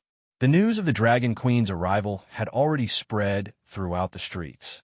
Now, the whole royal city was filled with an uneasy atmosphere. Nan Xiaonan followed Boss Luo out and had been walking around for the whole morning. He said that he was looking for the truth behind Max's murder, but Nan Xiaonan felt that this Mr. Luo seemed to be walking around aimlessly. "We've been looking for the whole morning. Do you have any leads?" Nan Xiaonan had to force herself to ask. "The case of Max's murder?" "Not yet." Boss Luo smiled and said, "But the truth won't automatically fall to where you're sitting, right? If you walk around more, you should be able to find something. Probably." "Ha! Ha ha!" Nan Xiaonan shook her head and sighed. But at this moment, her gaze suddenly froze. "Mr. Luo, aren't they?" She saw the trio from the castle walking towards her. Chapter 1855. The population of King City was now exploding. Among so many people, it was really a rare fate for acquaintances to meet each other. Of course, they should have been together. Kitchen knife? Listening to Dr. Gores and the other two talk about their experience after the prison break, Boss Luo was quite curious about the details of the kitchen knife. But Dr. Gores held this kitchen knife very tightly. Even when he took it out, he didn't let it go. It was this kitchen knife Boss Luo picked up on the street that day and met Jillian because of this kitchen knife. It was made by Max himself, so Boss Luo wasn't too surprised that it could cut open the shackles of the garrison division. Luochio didn't take the initiative to mention that he was working for the truth of Max's murder at this time. He was just curious about what the castle trio would do next. "We plan to sign up for the competition," Tina said slowly. "This is the only way we can get in touch with Princess Carol. However, it doesn't look good now. Today, the most talked about thing in King City is the arrival of the Dragon Queen Hilda. Mr. Luo, we are all on the same team. You should find a way to win this game with us." Among the castle trio, Dr. Gores usually took the lead to speak. It was rare to see Tina, as a maid, leading the conversation. Perhaps it was because Dr. Gores didn't want to talk to Boss Luo anymore. Nan Xiaonan looked at the castle trio at this time, and then looked at Mr. Luo. She didn't think about it, and stood on Mr. Luo's side. The witch of her subworld, who was used to big storms and big waves, didn't care about the time spent in the chessboard world. Her life had been long. The decades in her memory were really a blink of an eye. If Mr. Luo planned to stay here for a long time, she would be more than happy to see him. Only a long-term company could conquer a person's inner sanctum, perhaps as a true companion, or as a close friend, or as two people with a closer relationship. She was the one who said that she was going to hug his thigh. No one could stop her. Miss Tina looks a little anxious. Boss Luo thought and said, "Did something happen?" Tina nodded. Presumably, Mr. Luo should also know that Mr. Varley has come to King's City. He is obviously with Miss Gonglin as follower. Even we don't know how deep Mr. Varley's business in this chessboard world is. If we can't pass the game with Mr. Varley one step earlier, I'm afraid there will be many variables. You know, there are still many things we don't know about this world. Okay, let's participate. So, to Wally's reality, we are like, what did you say? Boss Luo smiled. Okay, let's take part in the competition. You? Tina's rhythm seemed to have been disrupted. For a moment, she actually forgot what she was supposed to say. Shouldn't I? Boss Luo asked curiously. No. Tina had to shake her head and said subconsciously, if so, then it seems that tomorrow's competition will be held as scheduled. Boss Luo immediately interrupted again. Since we will participate in the competition under our own names, let's meet on the stage after the audition. Lady Nan and I have something to do, so we won't disturb you. Okay. The maid felt that she couldn't say no. She just nodded silently until Boss Luo and Nan Xiaonan disappeared in the vast crowd. Dr. Gores gently patted Tina's face at this time with an expression that said, "Now you know the scary part of this guy." Tina was silent, and Mr. Sneeve frowned. "What's so scary about him?" Dr. Gores said calmly, "You'll find that it's actually hard for you to refuse any of his requests. If he makes a request, it's as if there's a mysterious force controlling your feelings. So, it's not because I like to be in the limelight that I take the initiative to negotiate with him every time. It's just that I know that I can do a better job than all of you when facing such a terrifying situation. Stop pretending to be mysterious," Sneeve said indifferently, but no one knew whether he was talking about Gores or their temporary team leader. Gores ignored him. Since he agreed to participate in the competition, the next thing will be easy. With the ability he obtained in the chessboard world, it should be easy for him to enter the finals. No matter what, as long as one of our team can come into contact with Princess Carol, our plan can be carried out. Dr. Gore's plan was actually very simple. That was to find a way to get close to Princess Carol and poison the princess. Only he, Gores, had the ability to detoxify the poison. At that time, he would appear as the mysterious healer and announce that he had cured Princess Carol. That way, he would be able to walk around the palace openly. As for how to summon the kingdom's guardian, he would have many more options to choose from. Gores suddenly thought of this plan after he woke up from his drunken stupor last night. He almost didn't receive any objections and directly made the decision. As for the drunken stupor, although he was puzzled, Gores checked the information after he got drunk and didn't find anything wrong. Although he still had a lot of doubts in his heart, he could only temporarily attribute it to the bottle of old wine hidden under the bed. It was really old wine. It was strong enough. Let's not talk about it anymore. Since there's still some time, I have to quickly search for the necessary ingredients to make the poison. The capital is so big, I should be able to find them. Dr. Gore smiled and said, "I'll let you know how lucky it is to have a doctor in our team. You're so reliable, doctor." Tina looked at him with a face full of admiration. Dr. Gore said, "We shouldn't stay on this street. Perhaps Varley is hiding somewhere, spying on us. He's already been here." Tina thought to herself, "You've obtained undead Norma's Heart of Sanctum and all her skills. You've opened the door to the Sanctum. The Death Walker profession has been completed, and you've become the Saint of Death. Norma used her soul as the price to activate the curse on you. The conditions to remove the curse are kill Princess Carol, kill King Amos, and bury the entire royal family of the Kingdom of Elnis. The time limit is 1 year. If you fail after 1 year, the curse will activate and you will become undead like Norma. Undead Norma still has something to say to you before she dies. Do you want to hear it?" "I don't F***'s King want to hear it." Tang Tianlin, who had just woken up from his muddle-headed state, was instantly filled with notifications from the chessboard. After removing a bunch of useless information, such as profession abilities and leveling up, he knew that he had been cursed. Old Tang was furious. Undead Norma was unable to say her last words. She died with regret. Eh. Tang Tianlin opened his mouth subconsciously. He looked at Norma, who had widened her eyes and opened her mouth slightly. She seemed to have something to say, but he couldn't find the words to curse. This guy was arranged to die just like that. He didn't even have time to say his last words. Wait, what did he want to say to me? Tang Tianlin couldn't help but frown and show a hint of anxiety. At least let me know what he wanted to say in the end. However, only Tang Tianlin's voice was echoing in the underground cave of the palace. There were no more notifications from the chessboard. After waiting for a long time, Tang Tianlin knew that he couldn't wait any longer. He looked at Norma, who had died with her eyes wide open and could only sigh. Then, he buried Norma hastily and crawled out of the cave. What surprised Tang Tianlin was not that it was already dawn outside. It was that no one seemed to have entered the room he was in since last night. He tried to open the window and found that there were still Princess Carol's personal guards standing guard outside. It was the same ones from last night. What's the matter? Hearing the movement, the guard turned around and asked in a deep voice. Tang Tianlin said tentatively, "It's dawn. I want to eat something. When it's time, a maid will bring you food." The guard said indifferently, "If there's nothing else, stay in the room and don't come out." Tang Tianlin had to ask again, "When can I be summoned by Her Royal Highness?" The guard said indifferently, "When Her Royal Highness wants to see you." After saying that, the guard closed the window directly. Tang Tianlin couldn't help but open his mouth. It seemed that he had been underground all night and hadn't been discovered. At this time, after learning about what happened to Norma, Tang Tianlin no longer had the initial idea of coming in contact with Princess Carol.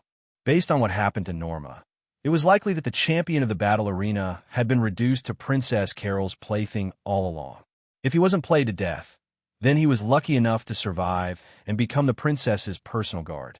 Tang Tianlin had long felt that these guards were somewhat unusual. They seemed to lack emotions and were quite rigid in doing things. Let's see what skills the new profession has after breaking through. Sanctum? Tang Tianlin had to sigh. After inheriting Norma's power, how much his capital to survive in the chessboard game had increased. That's not right. Can the servant's profession continue to improve after reaching the upper limit? Tang Tianlin was startled at this time. Isn't this breaking the fixed rules? Tang Tianlin looked at his hands subconsciously at this time and muttered to himself, "I always feel that even if I face Wally now, I can still." At this moment, the sound of footsteps came from outside the room.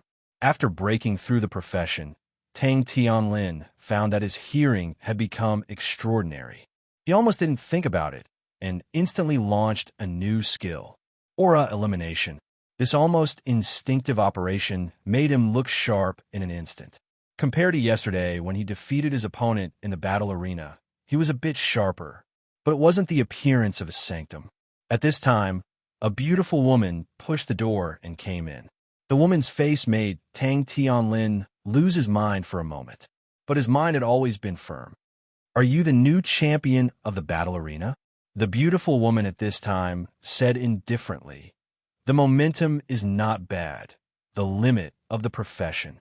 It seems that the battle arena has indeed sent a very good talent this time." "You are Her Highness the Princess?" Tang Tianlin asked tentatively. "My name is Laura, the head maid of Her Highness." The beautiful woman, Laura at this time, said indifferently, "I came here to tell you that Her Highness the Princess will be meeting with Her Majesty the Empress in the next few days, so she has no time to meet you. So, now there are two arrangements for you. It's up to you to choose." "Miss Laura, please speak." Laura said, "First, you can continue to stay in the palace. Her Highness the Princess will find time to meet you after the national competition. Second, you can leave the palace and participate in the national competition as a seated player. Perhaps you can win the favor of the princess as the champion of the national competition." "I choose the second one." Tang Tianlin thought for a moment and said. Laura looked deeply at Tang Tianlin, then nodded and simply said, "Someone will arrange for you to leave the palace." "So be it.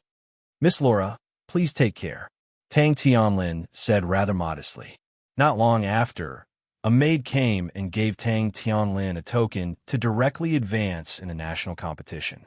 Then she had 2 guards send Tang Tianlin directly out of the palace. This trip to the palace was completely contrary to his original intention.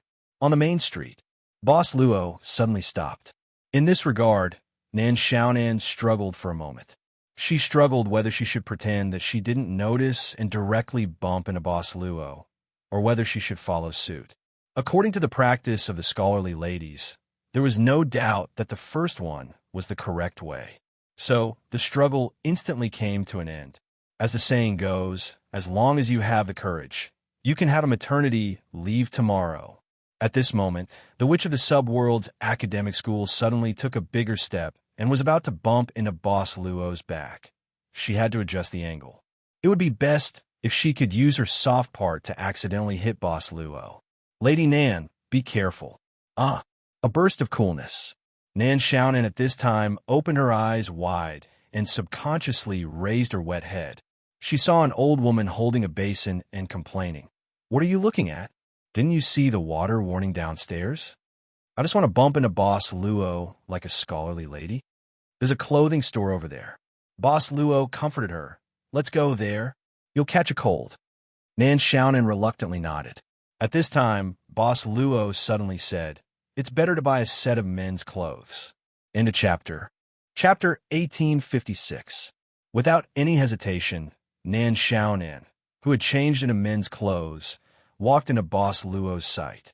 She completely agreed with the saying that changing clothes could arouse the opposite sex, especially when she violently tore open the loose men's clothes and exposed her body to the air. It would bring a strange sense of invasion. "How do you feel?" Nan Xiaonan straightened her chest and asked. She wasn't big, but it wasn't that she didn't have any. On the contrary, she was actually fleshy. It was just that she looked skinny, but the shape and feel were really good. When she first came to this world, she had already checked her new body. "Almost there." Boss Luo sized her up. "Almost there." Nan Xiaonan could not help but be stunned. Luochio handed her a palm-sized crystal at this time. Nan Xiaonan held it in her hand without thinking, and asked curiously, "What is this?" "Phantom crystal," Boss Luo said simply. "It's used to specify a person's appearance and then imitate it on your body. You can simply understand it as a disguise." "And then?" Nan Xiaonan was still a little confused.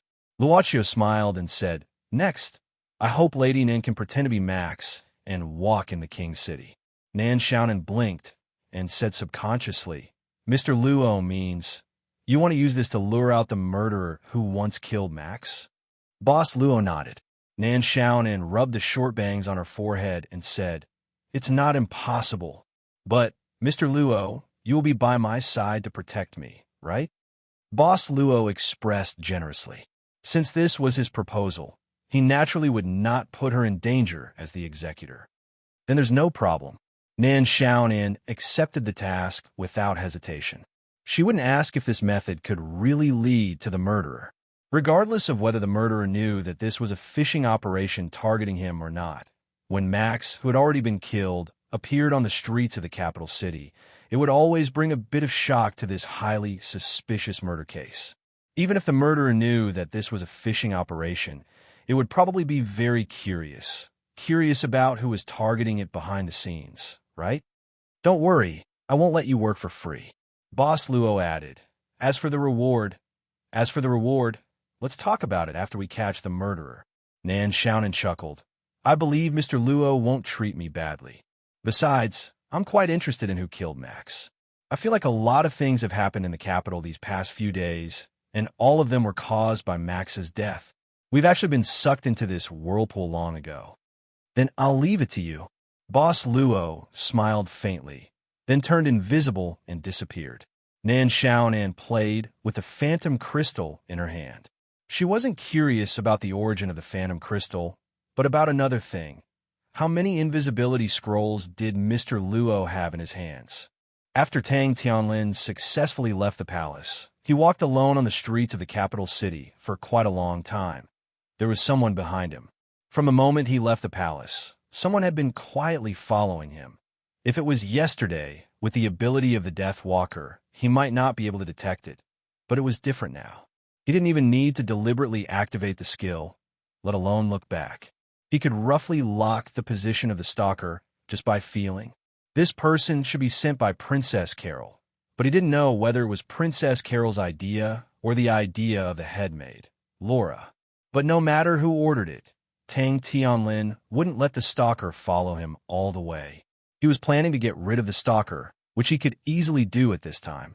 However, right at this moment, the aura of the stalker suddenly disappeared. Tang Tianlin frowned slightly as he felt an extremely evil aura approaching him. This evil breath, it's Varley. In an instant, his brain made two reactions. Attack Varley, who was secretly approaching him, or stay still. He chose the latter. At this time, Varley should not know that his professional ability had made a major breakthrough. Someone is following you. At this moment, the voice of the young Varley sounded beside Tang Tianlin. I got rid of it. I know, Tang Tianlin said indifferently. I was going to see how long this guy was going to follow me. You disrupted my plan. The young Varley shrugged at this time. Then I'm sorry, but you were missing for a day and a night. Where did you go? Why did someone follow you? Tang Tianlin said with a blank expression. I went to the arena and became the new chief. Then I was sent to the palace. You plan to contact Princess Carol directly? The young Varley instantly saw through Tang Tianlin's idea and said calmly. So, you stayed in the palace last night? Tang Tianlin nodded and said, but I didn't see Princess Carol. I was arranged to stay in a room last night. There were guards outside, so it was difficult for me to bypass them. Also, a lot of things happened in the palace last night, so it was even more difficult for me to move. In the end, I didn't get anything. The young Varley looked at Tang Tianlin casually. He didn't express his belief or disbelief. He just nodded and said, I'm very familiar with the palace here. If you want to know anything, just ask me. There's no need to act on your own. Old Tang sneered and said, speaking of acting on my own, the young Varley said indifferently, the people who followed you should be on Princess Carol's side. They wouldn't send people to follow you for no reason. You should have encountered something else in the palace. Otherwise, they wouldn't have let you leave so easily. Tang Tianlin shrugged and said, nothing. They just suggested that I participate in the national competition starting tomorrow and directly enter the final circle as a seeded player. Is that so? The young Varley nodded thoughtfully. He immediately smiled and said, that's good. I also plan to participate in this competition. No, I originally planned to participate in this competition. Tang Tianlin curiously asked, since you know the palace like the back of your hand, maybe you have even sneaked into the palace when you acted on your own, then what's the point of participating in this competition for you? Of course, I have my own plans. The young Varley smiled indifferently and said, this competition gathers high-grade professionals from all over the world. It's quite useful for me to hone my skills. Maybe it's a good opportunity for you to participate in this competition.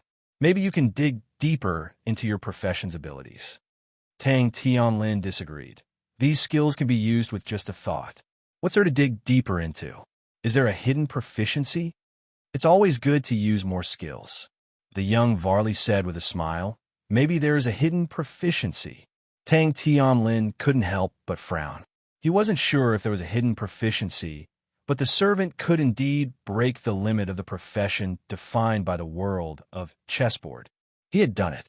Except for being cursed, it could be said that he didn't have to pay any price in the early stage. Well, that's all for now. The young Varley waved his hand at this moment. Good luck. The voice still lingered in Tang Tianlin's mind, but the young Varley had disappeared. But at this time, Tang Tianlin found that he seemed to have the ability to stop the young Varley's sudden departure. No, be more confident. Maybe I can cross out seams. Tang Tianlin frowned at this time.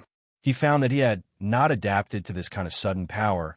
It seems that whether there is a possibility of digging deeper or not, I should really practice my current ability first. There is a well-equipped commercial martial arts field in the King's City that could be used as long as one paid for it. Tang Tianlin found what he needed to do today. It was just that the entire King's City was covered by the Dragon Emperor enchantment at this time, so it was unknown whether the shops were open or not. Boss Luo did not tell Nan Xiaonan the route after transforming into Max's appearance. She had to make her own decision. Perhaps this was Mr. Luo's test of her ability? After Nan Xiaonan made some calculations in her heart, she resolutely and quietly came to the location of the Royal City Guards Division.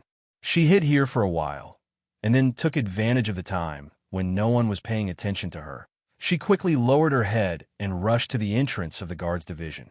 Then, she pretended that she had just walked out of the Guards Division. With the guards as a starting point, Nan Xiaonan hired a car on the way, and then visited some important government facilities in the King's City one by one. Finally, she visited the headquarters of the major guilds in the King's City. Of course, she did not know the people in the government institutions and the headquarters of the guilds. She could simply blend in with them. But until 10 o'clock in the evening, she still did not find anything. In the end, Nan Xiaonan could only return. Because she was now in Max's appearance, there was only one place left on her itinerary: Locke's weapon shop. It was already late at night. In front of Locke's weapon shop, Nan Xiaonan subconsciously looked around and whispered, "It seems that there is nothing today. Do I need to continue?" She did not get a response. Nan Xiaonan was not even sure if Mr. Luo was still around. Wait, what if this plan was actually just a move by Mr. Luo to get rid of her? I was careless. Nan Xiaonan gritted her teeth at this time. I shouldn't be so easily deceived by his kind appearance. In a state of anger, the academic which violently pushed open the door of the weapon shop and walked in. But at this moment, a low voice sounded in the weapon shop. "Who are you?" Nan Xiaonan paused at this time, and her eyes instantly became sharp. "Who are you?" It seemed that the people who came to this weapon shop always didn't like to light up and always liked to stay here and wait for people. Nan Xiaonan gently closed the door of the weapon shop. It was not Zayart, but she was not sure whether it was him or not. Nan Xiaonan could feel the strong soul power of the other party, and instantly determined that she had encountered this kind of soul power fluctuation before. Even soon, she had already identified who the other party was. The oil lamp in the hall suddenly lit up. What appeared in front of Nan Xiaonan was a middle-aged man with a calm expression and a simple and unpretentious temperament.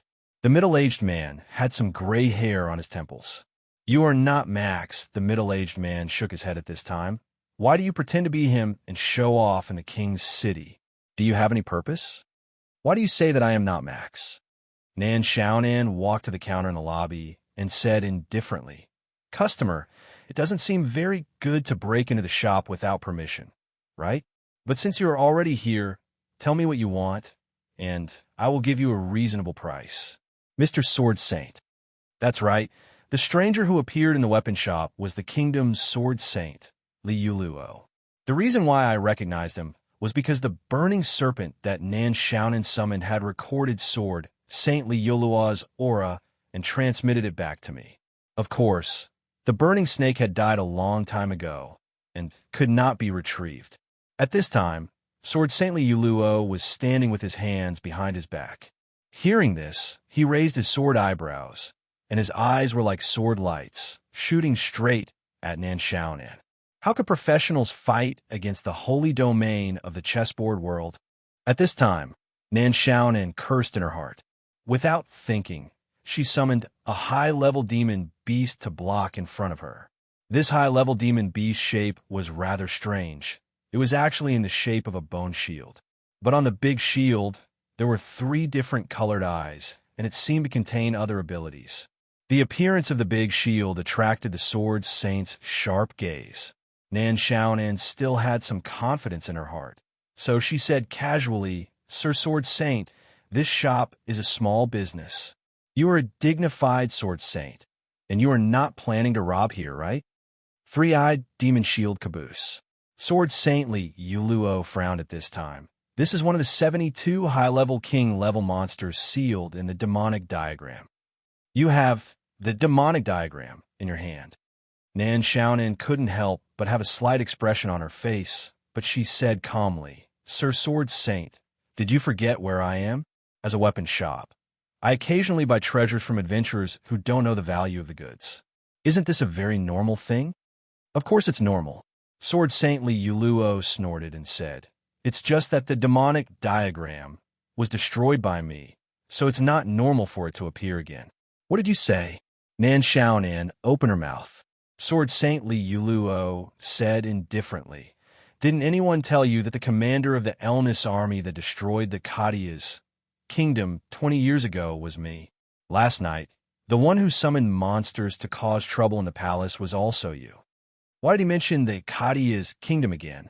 Zara was like this, and this sword saint was also like this. Why don't you go and argue with each other? Nan Xiaonan shrugged at this time, but she suddenly charged towards the door. If I can destroy the demonic diagram once, I can naturally destroy a second time. Sword Saintly Yuluo waved his hand. Just based on the crime of disturbing the palace yesterday, you can't be forgiven. A sword light shot towards Nan Xiaonan's back. When she heard the sound of something breaking through the air behind her, she hurriedly activated the demonic diagram to block it. But at this moment, a flash of light suddenly shot in from outside the street and directly collided with the sword light that the sword saint had casually waved. At the moment when the two forces collided, the hall of the weapon shop instantly exploded. After everything calmed down, Sword Saintly Yuluo slowly walked out. His sharp eyes looked at the night sky outside the street. That direction blocked his sword light attack. Who did it? Sword Saintly Yuluo couldn't help but lower his head and muttered, And who killed Max? But the person who pretended to be Max had already disappeared. Nan Xiaonan rode on a huge wolf-shaped monster, taking advantage of the night to quickly shuttle through the roofs of the streets of the King's City. After a while, she stopped. This place was the roof of a rich family. The reason she stopped here was that the person who helped her launch the attack from this place. He was several streets away, but was able to accurately rescue her from Sword Saintly Yuluo's sword light. Thank you for your help, sir. At this time, Nan Xiaonan stood beside the monster, looking at the guy in front of her with his back to her. He was wearing a dark cloak. In addition, his breath was faintly discernible, and even the fluctuation of his soul was faintly discernible. Max is already dead, and the dead shouldn't appear again, the black-robed man said indifferently. Nan Xiaonan instantly tensed up, her hand clenching the demonic diagram. Is it you? Who killed Max? No. The black-robed man suddenly turned around, but the one who will kill you will be me. The moment he turned around, the black-robed man's hand suddenly pulled a huge longbow. On the bowstring, there were 3 light arrows condensed by power. At this moment, Nan Xiaonan even felt that someone pointed a knife at her heart. She knew that she couldn't retreat at this time, because the other party had completely locked onto her. If it weren't for the restriction of the servant profession, if she could get back 1/10 of her body. No, even if it was only 1/100th of her ability, she would smash this broken chessboard. World in minutes, okay? Mr. Luo, if you don't help me this time, where will you find a cute pendant like me? Whoosh! 3 light arrows were shot out at this moment. Nan Xiaonan's complexion instantly changed. She felt 3 streams of air brushing past her face. Her cheeks were even scratched by the streams of air, leaving a cut. But the target was not her. Nan Xiaonan was shocked, subconsciously turned back, only to see that the 3 light arrows shot by the black-robed man had been broken at this time, falling to the ground, instantly turning into a stream of airflow and dissipating. Boss Luo was holding his sword at this time. He looked at Nan Xiaonan, smiling slightly. I think I didn't let you down, Lady Nan. I'm so King moved, okay? The witch of the subworld's academic school rolled her eyes, but she hurriedly ran behind Boss Luo. Let's have a good time first. Aurora's asked her. The black-robed man at this time put away the bow and stood still. The king is right. One of the 3 artifacts has fallen into the hands of you outsiders. It seems that you value this sword very much. Boss Luo thought for a while. I will return it to this world. When I leave, I will return it to this world. At present, I should still need it. Don't wait until then. The black-robed man at this time said indifferently, Let's do it now. As he said, he once again drew the bow at lightning speed and even put a real arrow on the bowstring. My swordsmanship should be very good now. Boss Luo shook his head. Stepping on air, shuttling through space, Aurora's Aster was already on top of the black-robed man's total annihilation, directly suppressing it. The tip of the sword lifted the black-robed man's hand that was pulling the bow, only to hear the sound of the bowstring. The long arrow had been directly shot onto the roof of the big house. The black-robed man was shocked, but the tip of the sword went straight to his throat like lightning. The black-robed man instinctively stepped back a few steps, just retreating to a safe distance, but at this time, he felt that his hands were empty. His longbow, total annihilation, had fallen into the hands of Boss Luo at this time. I said I will return it, Boss Luo said indifferently. Together with this total annihilation. Change of owner. Chapter 1857. Total annihilation was taken away. After being shocked, the black-robed man instinctively wanted to take it back again. However, a few sword lights came at him and easily forced him back. This was probably something he didn't consider at all before he appeared here. You can go. Boss Luo put away the sword at this time. Go back and tell your king that I said I will return these 2 weapons, and I won't break this promise. The black-robed man didn't speak, but his eyes hidden in the robe emitted a faint green light. Boss Luo said indifferently, I think in the power system of this world, you should be at the top level. Although you took away this bow, if you really want to make a move, you can't avoid making some noise. The black-robed man still didn't speak. Boss Luo said, I don't mind if you are willing to let the sensitive dragon queen in the palace discover your existence. The black-robed man's strange eyes gradually calmed down, but he didn't have the intention to leave. My identity here is just like the outsider, you know, Boss Luo said indifferently. In other words, even if you want to kill, it's not impossible. Maybe it's a bit tough, but I'm willing to move around here with this identity. As he said, Boss Luo casually waved the sword in his hand. Speaking of which, I really haven't tried to use force to directly erase a real life. Are you willing to be my first experience? Of course, this won't be a death in vain. You will get something, maybe something you have always wanted. When people die, it's meaningless to get more. The black-robed man said calmly. You said so much just to let me leave and not to kill me. Maybe you don't have the confidence to kill me or keep me here. Boss Luo slowly sighed at this time and said softly with a voice that only Nan Xiaonan could barely hear clearly. Since it's only a world in the chessboard, it's not impossible to indulge a little here. Mr. Luo? Nan Xiaonan raised her head subconsciously. At this moment, she saw a flash of light. She couldn't even see Boss Luo's figure clearly. But when she regained her senses, Luochio had already appeared behind the black-robed man. Aurora's Aster was slowly returning to its scabbard. Finally, it let out a ding sound. At the same time, the black-robed man's black robe was torn open from middle. What appeared in front of Nan Xiaonan was a very special human face. It had no hair, and its ears were slightly long and pointy, but it was obvious that it wasn't an elf from the elven homeland. Its abnormally pale skin and sharp teeth made it seem like a beast. On the black-robed man's forehead, there was a thin sword mark. His pupils were already extremely wide open. Poof! In the next second, the black-robed man directly fell down. He fell to the ground, and his body had already lost all signs of life. After a while, when the cold wind blew, Nan Xiaonan bypassed the black-robed man's corpse and walked to Boss Luo, asking in disbelief, Mr. Luo, you really killed someone for the first time? Maybe. Boss Luo said indifferently, I've destroyed many souls, but none of them were as real as this one. I'm just saying casually. Was this a joke? This almighty who could easily control the will of a subworld had actually never killed anyone until now. If it was true, then compared to this Mr. Luo, Nan Xiaonan really felt that she was as unclean as a prostitute who had been ravaged by life thousands of times. I want to cherish these souls hidden in the skin as much as possible.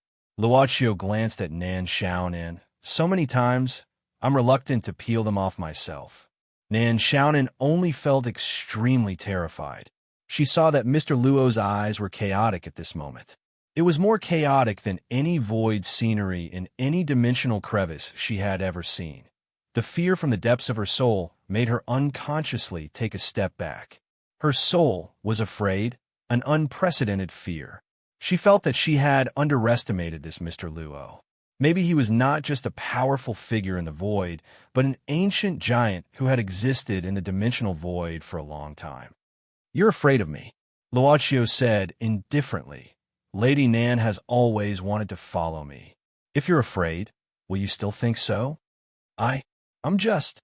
Nan Xiaonan's brain was spinning crazily at this moment. But whether it was this body or the broken soul, both showed that she was at the lowest point of her life. She couldn't think. She opened her mouth to speak, but she couldn't say it. Just what? He obviously wanted to know the answer from her mouth or from her voice. Nan Xiaonan gritted her teeth. She felt that she was going through the most important gamble in her life. "I yearn for freedom." Nan Xiaonan took a deep breath and said, "I like to be free and unrestrained, exploring the void without any restraints. But I found that I can't do it by myself. I try not to let myself be contaminated by all the causes and effects in the dimensional crevice. I never fight with others. Even if I want to do something, I'll do it under the condition that there won't be any repercussions, and I'll leave immediately. I've tried so hard, but I still can't achieve the freedom in my heart. I lack enough power. So, to be honest, of course, I hope to get the power of freedom from Mr. Luo. You need to pay a price." Boss Luo said simply. "Freedom is priceless," Nan Xiaonan said seriously. "Because it's priceless, if you want to get it, you naturally need to pay a huge price. Whether it's the living beings or the strong in the dimensional void, there are things in our hearts that we want to get." She began to be honest, at least for now. Boss Luo's face suddenly showed a trace of a smile. The chaos in his eyes also unknowingly became clear. "Tell me." Nan Xiaonan took a deep breath and said in a deep voice, "What do I need to do to be qualified to be your companion, to get the power I yearn for from you? I think the reason why Mr. Luo killed people, maybe it's not as simple as just to experience the so-called feeling of killing, but also to convey something to me. You're temperamental, or you do whatever you want." "I can't be temperamental." Boss Luo shook his head. "Do whatever you want. I'm not ready yet. But this is not the answer I want to hear." "Tell me, what should I do?" Nan Xiaonan said with a serious face. "Become your loyal servant. I can also do it. Becoming my servant is equivalent to losing your freedom." Boss Luo shook his head. Nan Xiaonan said, "I'm now trapped in the outside subworld and this chessboard world. I've already lost greater freedom." Boss Luo smiled and said, "In fact, I quite enjoy the time with Lady Nan, because for you, I'm just a very powerful person in your imagination. It has nothing to do with my original identity." Nan Xiaonan subconsciously said, "Mr. Luo, what other identity does he have?" She really wanted to know. If he was really a powerful being in the dimensional void, he definitely wouldn't be unknown. No matter what, she would always be able to deduce from some clues. "If you know, Lady Nan, maybe you won't treat me like you do now." Boss Luo shook his head. "So this point may be unfair to you, but if you really want to know, you can only rely on yourself to find the answer. You won't get the answer from me or the people around me." Nan Xiaonan was startled. Then her heart moved, and she blinked. "This is what I need to do."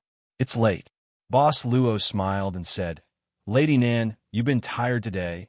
Let's go back to the weapon shop to rest. Tomorrow, we still have to participate in the kingdom tournament."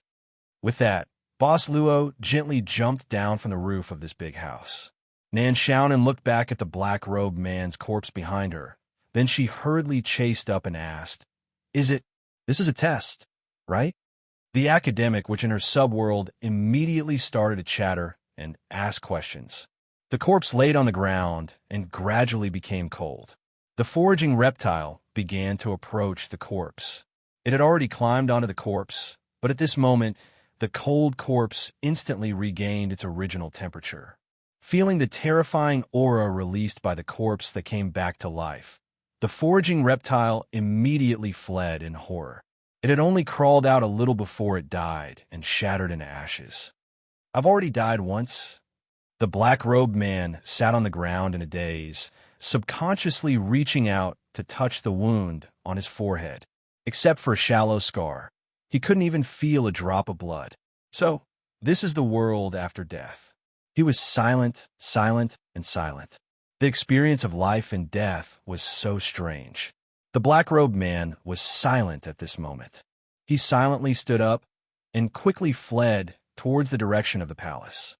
Not long after, he bypassed all the palace guards and even the senses of the Dragon Queen, who was staying in the palace at this moment, quietly appeared in King Amos's study room. "You're late." King Amos, who was reading in the study room at night, didn't raise his head, but the black-robed man who came here didn't respond either. The king couldn't help but frown and looked up. What happened? Total annihilation was taken away by the holder of the holy sword. The black-robed man. Gu said expressionlessly. His Majesty subconsciously flicked his finger slightly, and the page of the book was broken. He didn't say anything, just closed the book and pressed his palm on the cover of the book. After a while, King Amos asked in a deep voice, "What did he say?" He said, "Together with the holy sword, when it's time to return it, he will return it." Return. He really said that he will return it. King Amos opened his mouth. His expression was rich. Gu was curious. "You believe him?" "There's nothing to not believe." King Amos shook his head. "I just saw with my own eyes that he took off the sacred armor and gave it to Hilda. But to be able to take away total annihilation from your hands, it seems that our world has really welcomed a terrifying outsider this time. Total annihilation has been taken away. You can kill me now." Gu suddenly said, "Why would I kill you?" King Amos asked curiously. "If I kill you when I'm about to die, who will block the sword for me?" "Me next," Gu said indifferently. "I don't have time to wait for the next you to appear." King Amos waved his hand. "It's just one of the 3 divine weapons. It was made by a craftsman at least 1,000 years ago, and it still has great power even now. However, can't the descendants surpass their predecessors? Make it simple." Gu shook his head. King Amos said, "What's really powerful is a person, not a cold weapon. Besides, didn't he say that he will return it? What's there to worry about? Speaking of tonight's incident, have you found out the identity of the person who appeared as Max?" Gu thought for a while and said, "It should be the companion of that holy sword wielder in disguise. I think his purpose should be to lure out the culprit. Also, Liolo appeared in the weapon shop tonight.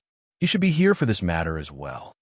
King Amos said indifferently, "Liolo personally ended the Kadia's kingdom, killed their king, and destroyed the most precious treasure of the Kadia's royal family, the demonic diagram.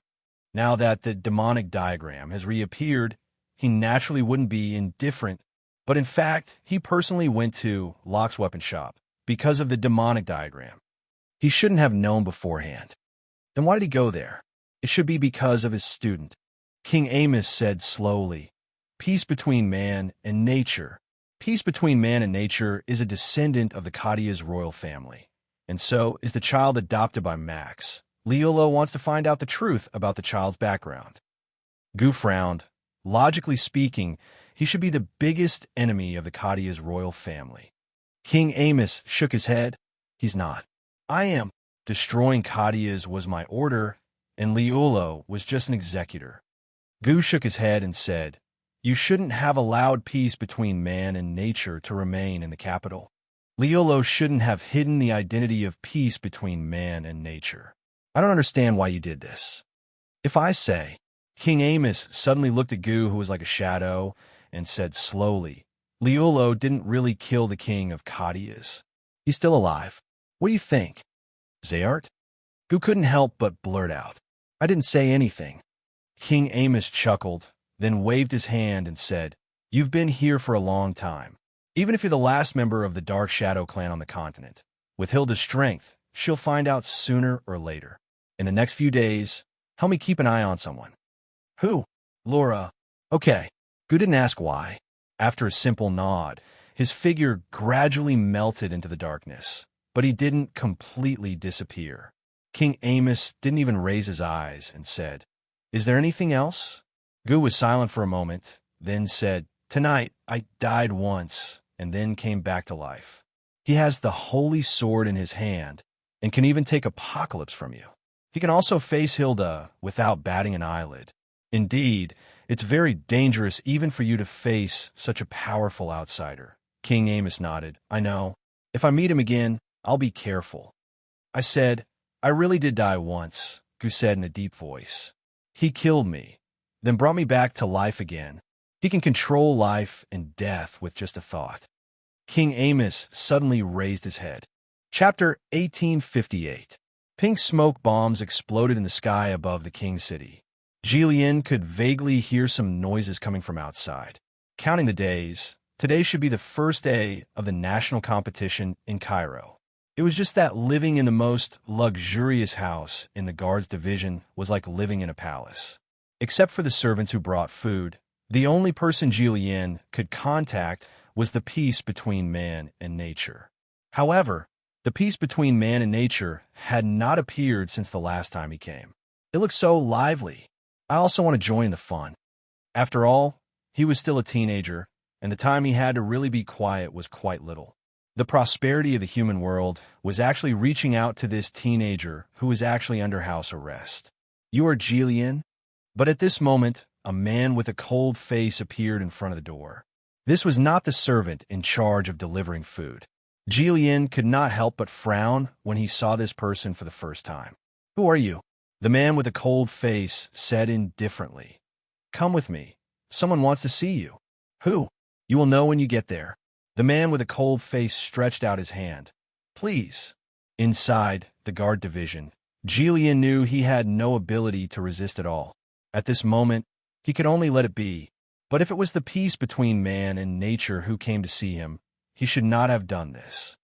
"I don't know what the peace between man and nature is doing," Jillian said intentionally or unintentionally. "Yesterday he said he would come and chat with me." The man with a cold face said indifferently, "I don't know if he promised you or not, but he will not come back to see you today. Cut the crap." With that, the man with a cold face directly pushed Jillian's back, as if he was escorting a prisoner. "Damn," he said. He had a high status in the guards division. Look, this iceberg did not give him any face at all. A moment later, Jillian followed the cold-faced man to a pavilion. What he didn't expect was that the guards division actually occupied a much larger area than he had imagined. He actually saw a small lake here. The pavilion was in the center of the lake, and there was only a stone bridge that led to it. The cold-faced man stood at the edge of the lake and signaled Jillian to walk towards the pavilion in the center of the lake alone. Jillian hesitated for a moment, but seeing that there seemed to be a person waiting at the pavilion in the center of the lake, she could only carefully walk over. When he arrived at the pavilion, he saw a man with white hair on his temples but a rosy complexion. He was wiping his sword with the lake water. The man wiping the sword did not speak, nor did he look up at him. Jillian saw the cold light of the long sword in the man's hand and couldn't help but praise, "This is a good sword." The man stopped. "You know swords?" Jillian shook his head. "I don't know much about swords, but I have seen a lot of weapons, so I can still distinguish between good and bad ones. Although this sword is hidden, it vaguely reveals a trace of cold light, like the cold moon. Under the sunlight, there's a trace of red light. It must be a real weapon that once drank blood. It hasn't been stained with blood for almost 10 years. The man smiled and put the sword down. "All these years, I insisted on using the water in this lake to wash away the murderous aura on it, but it hasn't been completely washed away. How many people has it killed?" Jillian could not help but be secretly shocked. Although he did not like being a craftsman, and his father's attitude towards him was almost free-spirited, never forcing him to learn any weapon forging techniques, he had grown up in a weapons shop since he was young. He was influenced by what he saw and heard, so he could be considered an insider.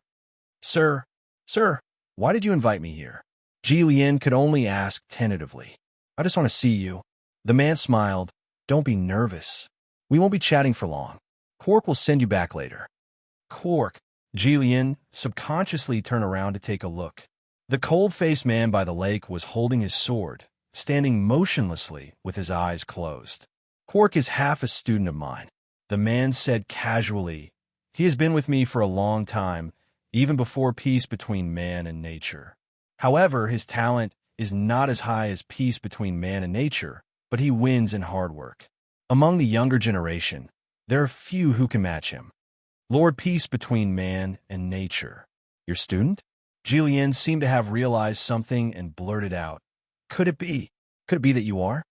My name is Liulo, the man, the kingdom's sword saint, said with a smile. Lord Sword Saint. Jillian could not remain calm. In his more than 10 years of life, this was the person with the highest status he had ever seen. Moreover, he was the kingdom's sword saint that was praised throughout the continent. The people said that this Lord Sword Saint was the kingdom's pillar of protection.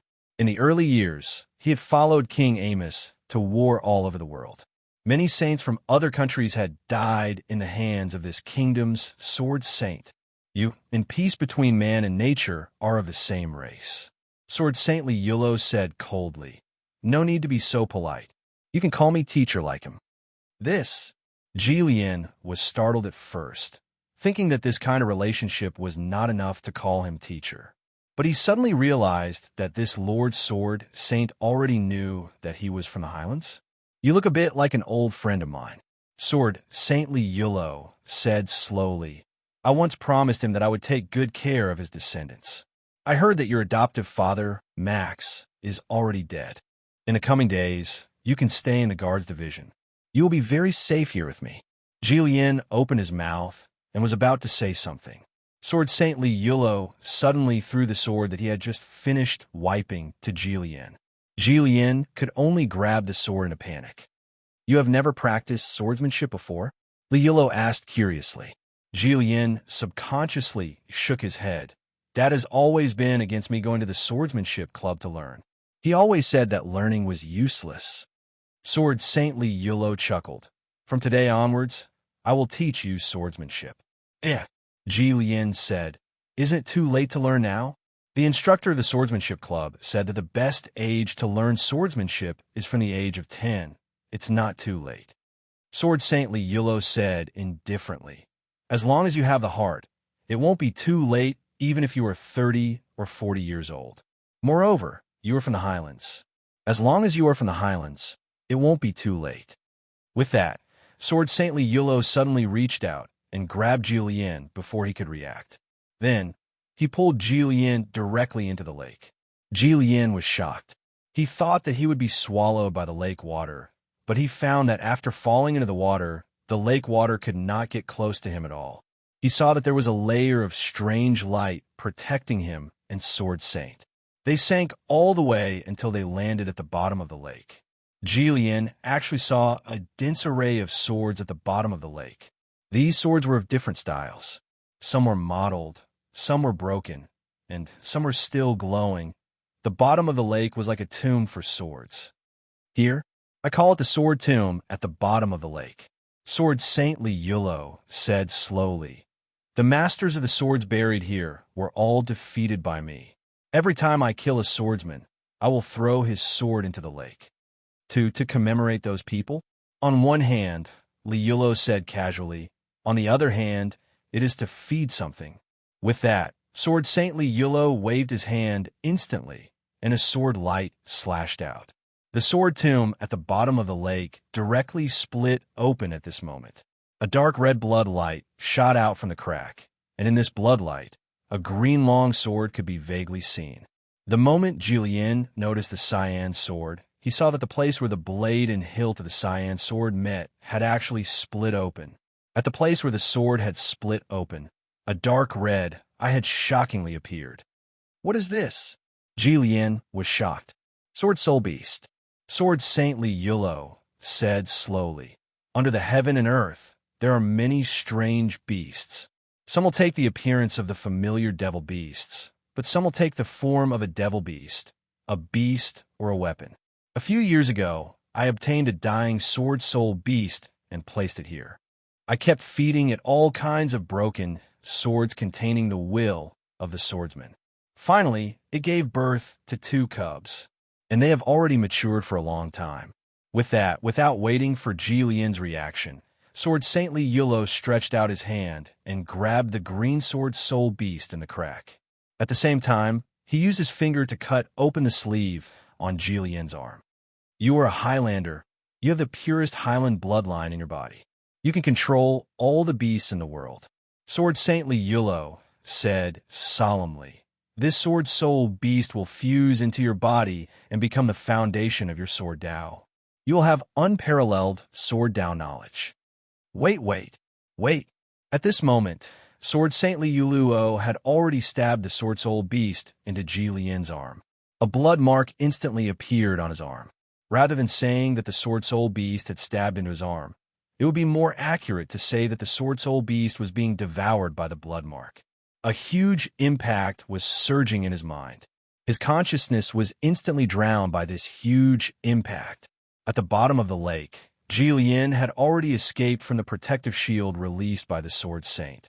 But his body continued to release waves of sword light, completely isolating the lake water. Looking at Ji Lian, Sword Saintly Yulo muttered, this progress is even faster than the peace between man and nature. Apart from the Imperial Guards, all the guards were mobilized to maintain order at the opening of the tournament. But even so, there were still endless fights and trampling happening in the boiling scene. This was simply a hellish challenge for the entire defense system of the royal capital. Sir, so you were here.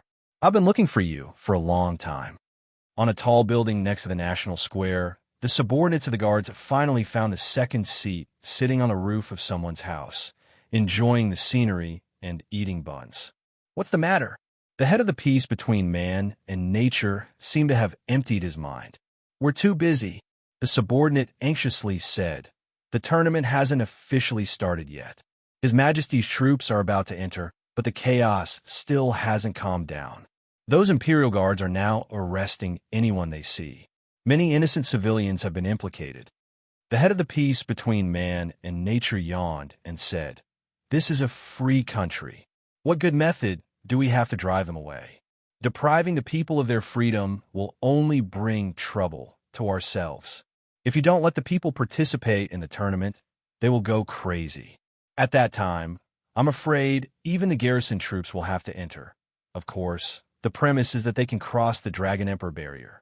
Haha, when enough people are injured or killed, they will be obedient. Sir, now is not the time for jokes. The head of the peace between man and nature brushed his ears and stood up. Now is not the time for jokes. I should enter the tournament. Enter, what do you mean?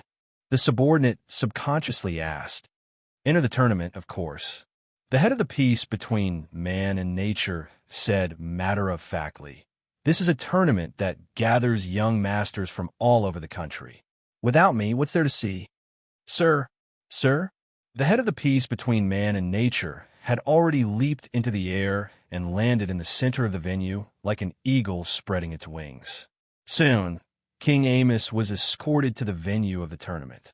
However, the king just said a few words and left directly. He didn't intend to watch the rest of the tournament. This was only the first day of the elimination tournament.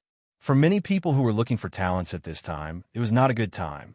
At the very least, the competition for the top 100 was something that the nobles began to look forward to. But for the general public, even if it was just an elimination tournament, it was still a grand event worth watching, because this tournament did not forbid killing. You could defeat your opponent and make him surrender. At the same time, you could not accept the surrender and directly kill your opponent on the field. Got it, the number certificate for the tournament. This is your Mr. Luo. Nan Xiaonan squeezed through the crowd at this time. If we keep winning, it will take at least a dozen rounds to enter the elimination tournament tomorrow. After all, there are so many participants. Boss Luo didn't care. He just smiled and put away the certificate. Nan Xiaonan shrugged and had a look indifferent. But at this time, the crowd began to stir. Go away. I am a seeded player recommended by the general. I don't need to participate in the elimination tournament. Go away. I want to observe the qualifications of this year's contestants. What kind of contestants are these? They're as thin as monkeys. Can they even hold weapons? Go away. At this time, A muscular swordsman with a big sword on his back was rudely pushing people away from the crowd. Pushing and shoving.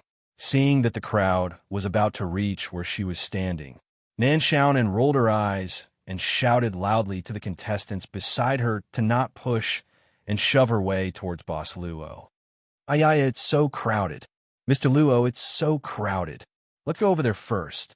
It's so crowded. Squeeze. Nan Xiaonan suddenly blinked her eyes. She did squeeze, but she was squeezed out by the crowd. What a waste of such a good opportunity. Nan Xiaonan shook her head.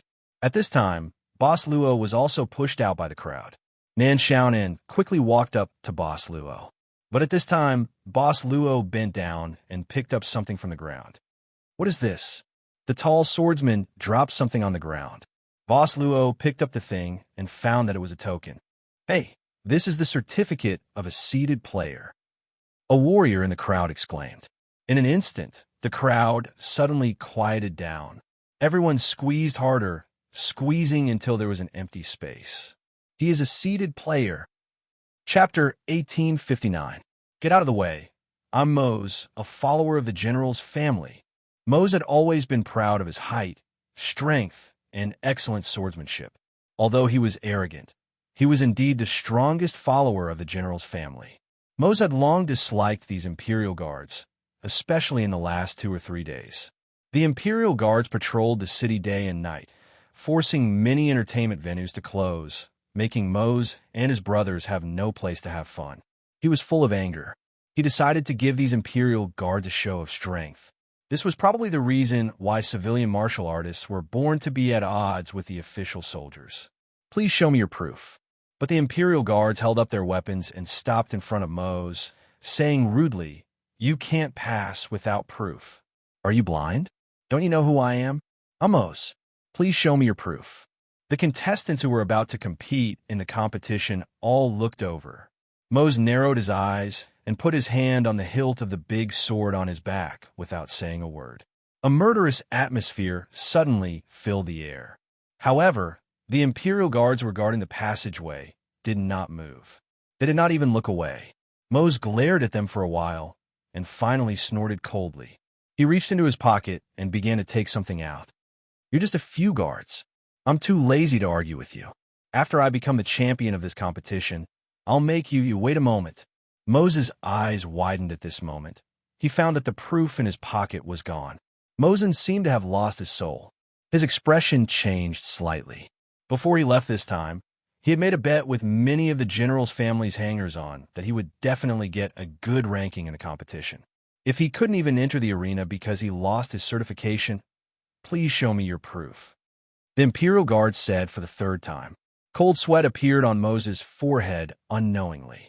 Just as he was thinking about how to get through this difficult situation, he suddenly heard a commotion behind him. He's actually a seated contestant. Looking at this gentleman, I'm afraid he's the young master of that noble family. To be qualified as a seated contestant at such a young age, it doesn't mean that his family is powerful. I also want to have the mark of a seated contestant. Gasps of surprise rang out one after another. Nan Xiaonan had no choice but to brace herself and stand in front of Boss Luo. She quietly asked, "Mr. Luo, what should we do now?" Boss Luo didn't seem to have any good ideas to deal with the current situation. He just held the verification in his hand. In Nan Xiaonan's eyes, he looked like a complete fool. Everyone has misunderstood. Boss Luo suddenly said, "This piece of identification isn't mine. I just happened to pick it up on the road." As soon as he said this, the surroundings became much quieter. The surrounding contestants all looked at the item in Boss Luo's hand. Their gazes became a lot richer. At the same time, there was less respect in their eyes, but more greed. "That's right, I did leave this proof behind by accident." A fierce-looking professionist with a scar on his face and a huge axe in his hand pushed his way out of the crowd. "I was worried about what to do, but I didn't expect you to pick it up. Give it back to me. This bag of money is your reward." The big guy with the axe threw out the bag of money, and then without saying anything, he tried to grab the verification in Boss Luo's hand. However, before this large man with the axe could do anything, he was already grabbed by another hand. The person who came was expressionless, but he did not seem to be a person to be trifled with. The murderous aura around his body was thick.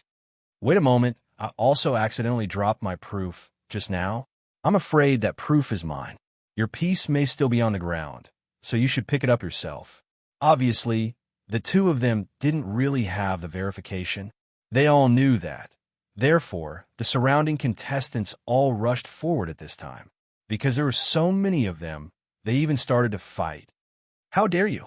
Suddenly, a loud shout was heard. At the same time, a huge figure descended from the sky, and then a huge sword struck the floor. Rumble! Not only did the floor shatter, but the shockwave even pushed away the surrounding crowd. Everyone was shocked. At this time, Mose, who was holding the huge sword, slowly stood up, put the sword on his shoulder, and shouted, "Go away. This piece of verification belongs to me. I'm Mose, the first right-hand man of the general's family." Many of them didn't know who the general was. In the early years of the Kingdom of Elnis, many people in the military department in the King's City were given the title of general because of their military achievements. Although there were many generals, and some of them weren't very famous, but any general with the word general must be very powerful. Thus, under everyone's fearful gaze, Mose slowly walked to Boss Luo with a huge sword. He looked down and said in a low voice, "You're the skinny monkey who picked up my verification? Here you are." Boss Luo smiled and threw the verification to Mose.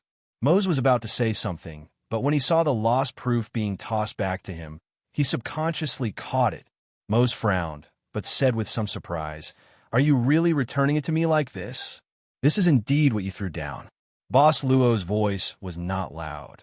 "I saw it fall from your body when you pushed away the crowd. Be careful next time. It's easy to hurt others when there are too many people pushing and shoving." "Are you teaching me a lesson?" Mose opened his eyes wide, like a bull's eyes. "Not really." Boss Luo shook his head.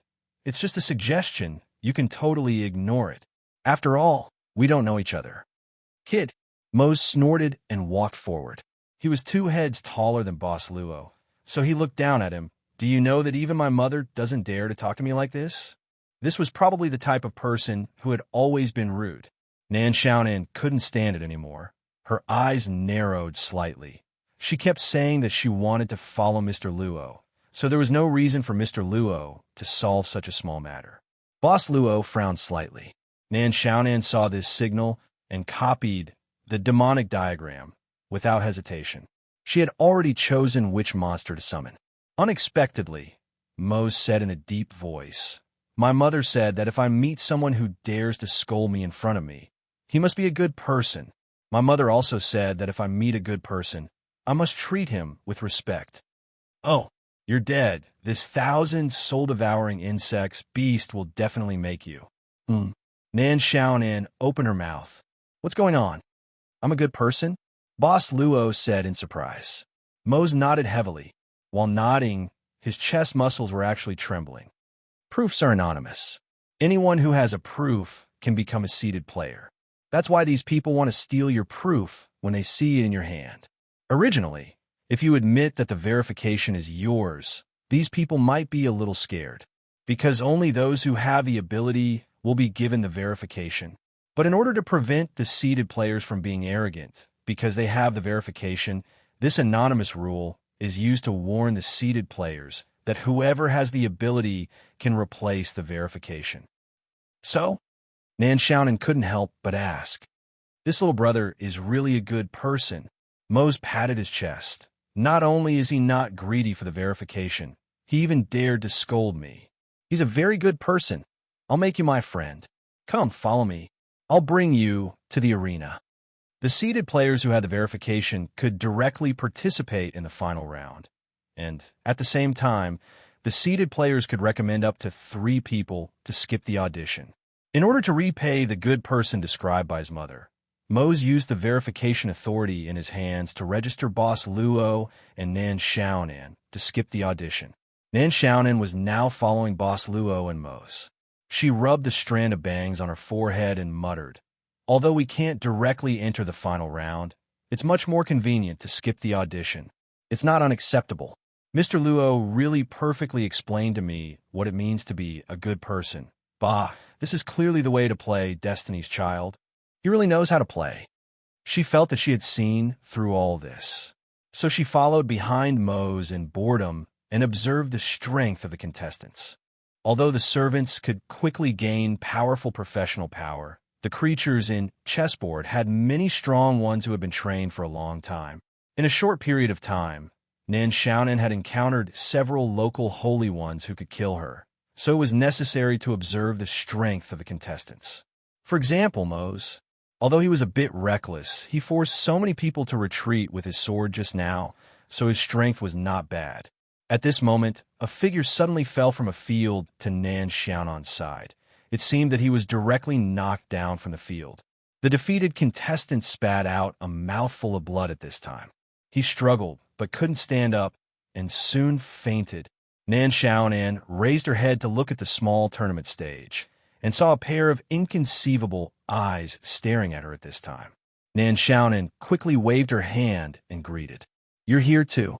The contestant on the small field frowned at this time and asked directly. This contestant was Dr. Gores of the Castle Trio. To the doctor's surprise, the three of them had been queuing outside the field since midnight last night, in order to avoid the crowded opening in the morning. But there were many people who had the same idea as them. Even if it was 10 o'clock in the middle of the night, the line of people who came early was still a few streets away. They didn't even have time to eat breakfast. They were busy entering the field at the beginning of the audition. Now, they had played several games, but they were far from being qualified. It seemed that they would have to fight for at least another day. Yes, didn't Mr. Luo tell you before that he would come to participate in the competition? Nan Xiaonan nodded. Yes. Dr. Gores nodded and looked forward. He did vaguely see the back of Boss Luo, and secretly thought that the captain had indeed come. Wait, isn't that the passage to the next stage of the field? Dr. Gores couldn't help but open his mouth at this time. You finished the first stage of the audition? Nan Xiaonan's eyes turned, and she briefly explained what happened outside with a smile. That's it. We directly entered the next round with the identity of Moses' recommendation. I don't want to say any more. I'm going to lose you.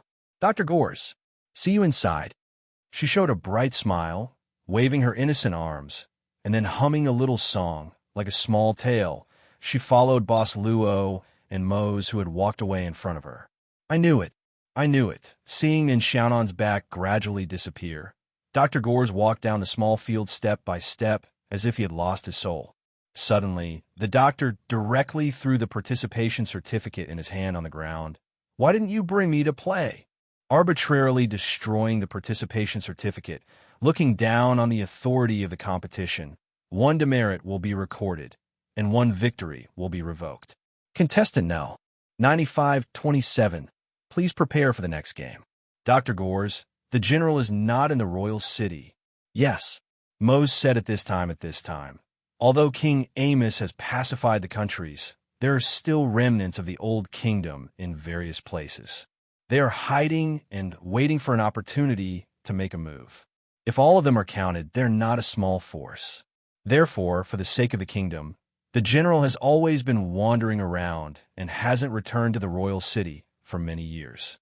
While observing the contestants, Mose chatted with Boss Luo. Boss Luo smiled slightly and said, Mr. Mose, it seems that you have a lot of respect for the general. Mose nodded. It was the general who discovered me. If it weren't for the general, I might still be farming in the countryside. They all said that my brain is not good, and that I only have brute force. However, the general said that this is not brute force, but natural strength, and that I am a good candidate to be a warrior. As he spoke, Mose shook the muscles on his chest again. The general trained me, so I must get a place in the competition to repay the general's kindness to me. Boss Luo smiled and said, the national champion of this competition seems to have a chance to become the husband of Her Royal Highness. If you can win and become the prince consort of the kingdom, you will bring glory to the general. Mose said, I am not here to become the prince consort. I am here for the prize of this competition. I don't care about being the prince consort. I just want to get first place, get the champion's prize, and enter the kingdom's treasury to pick something. It can save the general's mother's life. Treasury? Yes. Mose said, "Oh, this information is only known to the seated contestants. I will tell you, but you can't tell anyone else." "I will." Boss Luo nodded. ######## PS1. Moses' image will be based on the image of Master Luo from Yi in 1234. There will be special effects. PS2. This is a character for PY transactions. That's all. PS3. The chapter name is wrong. It should be Chapter 103.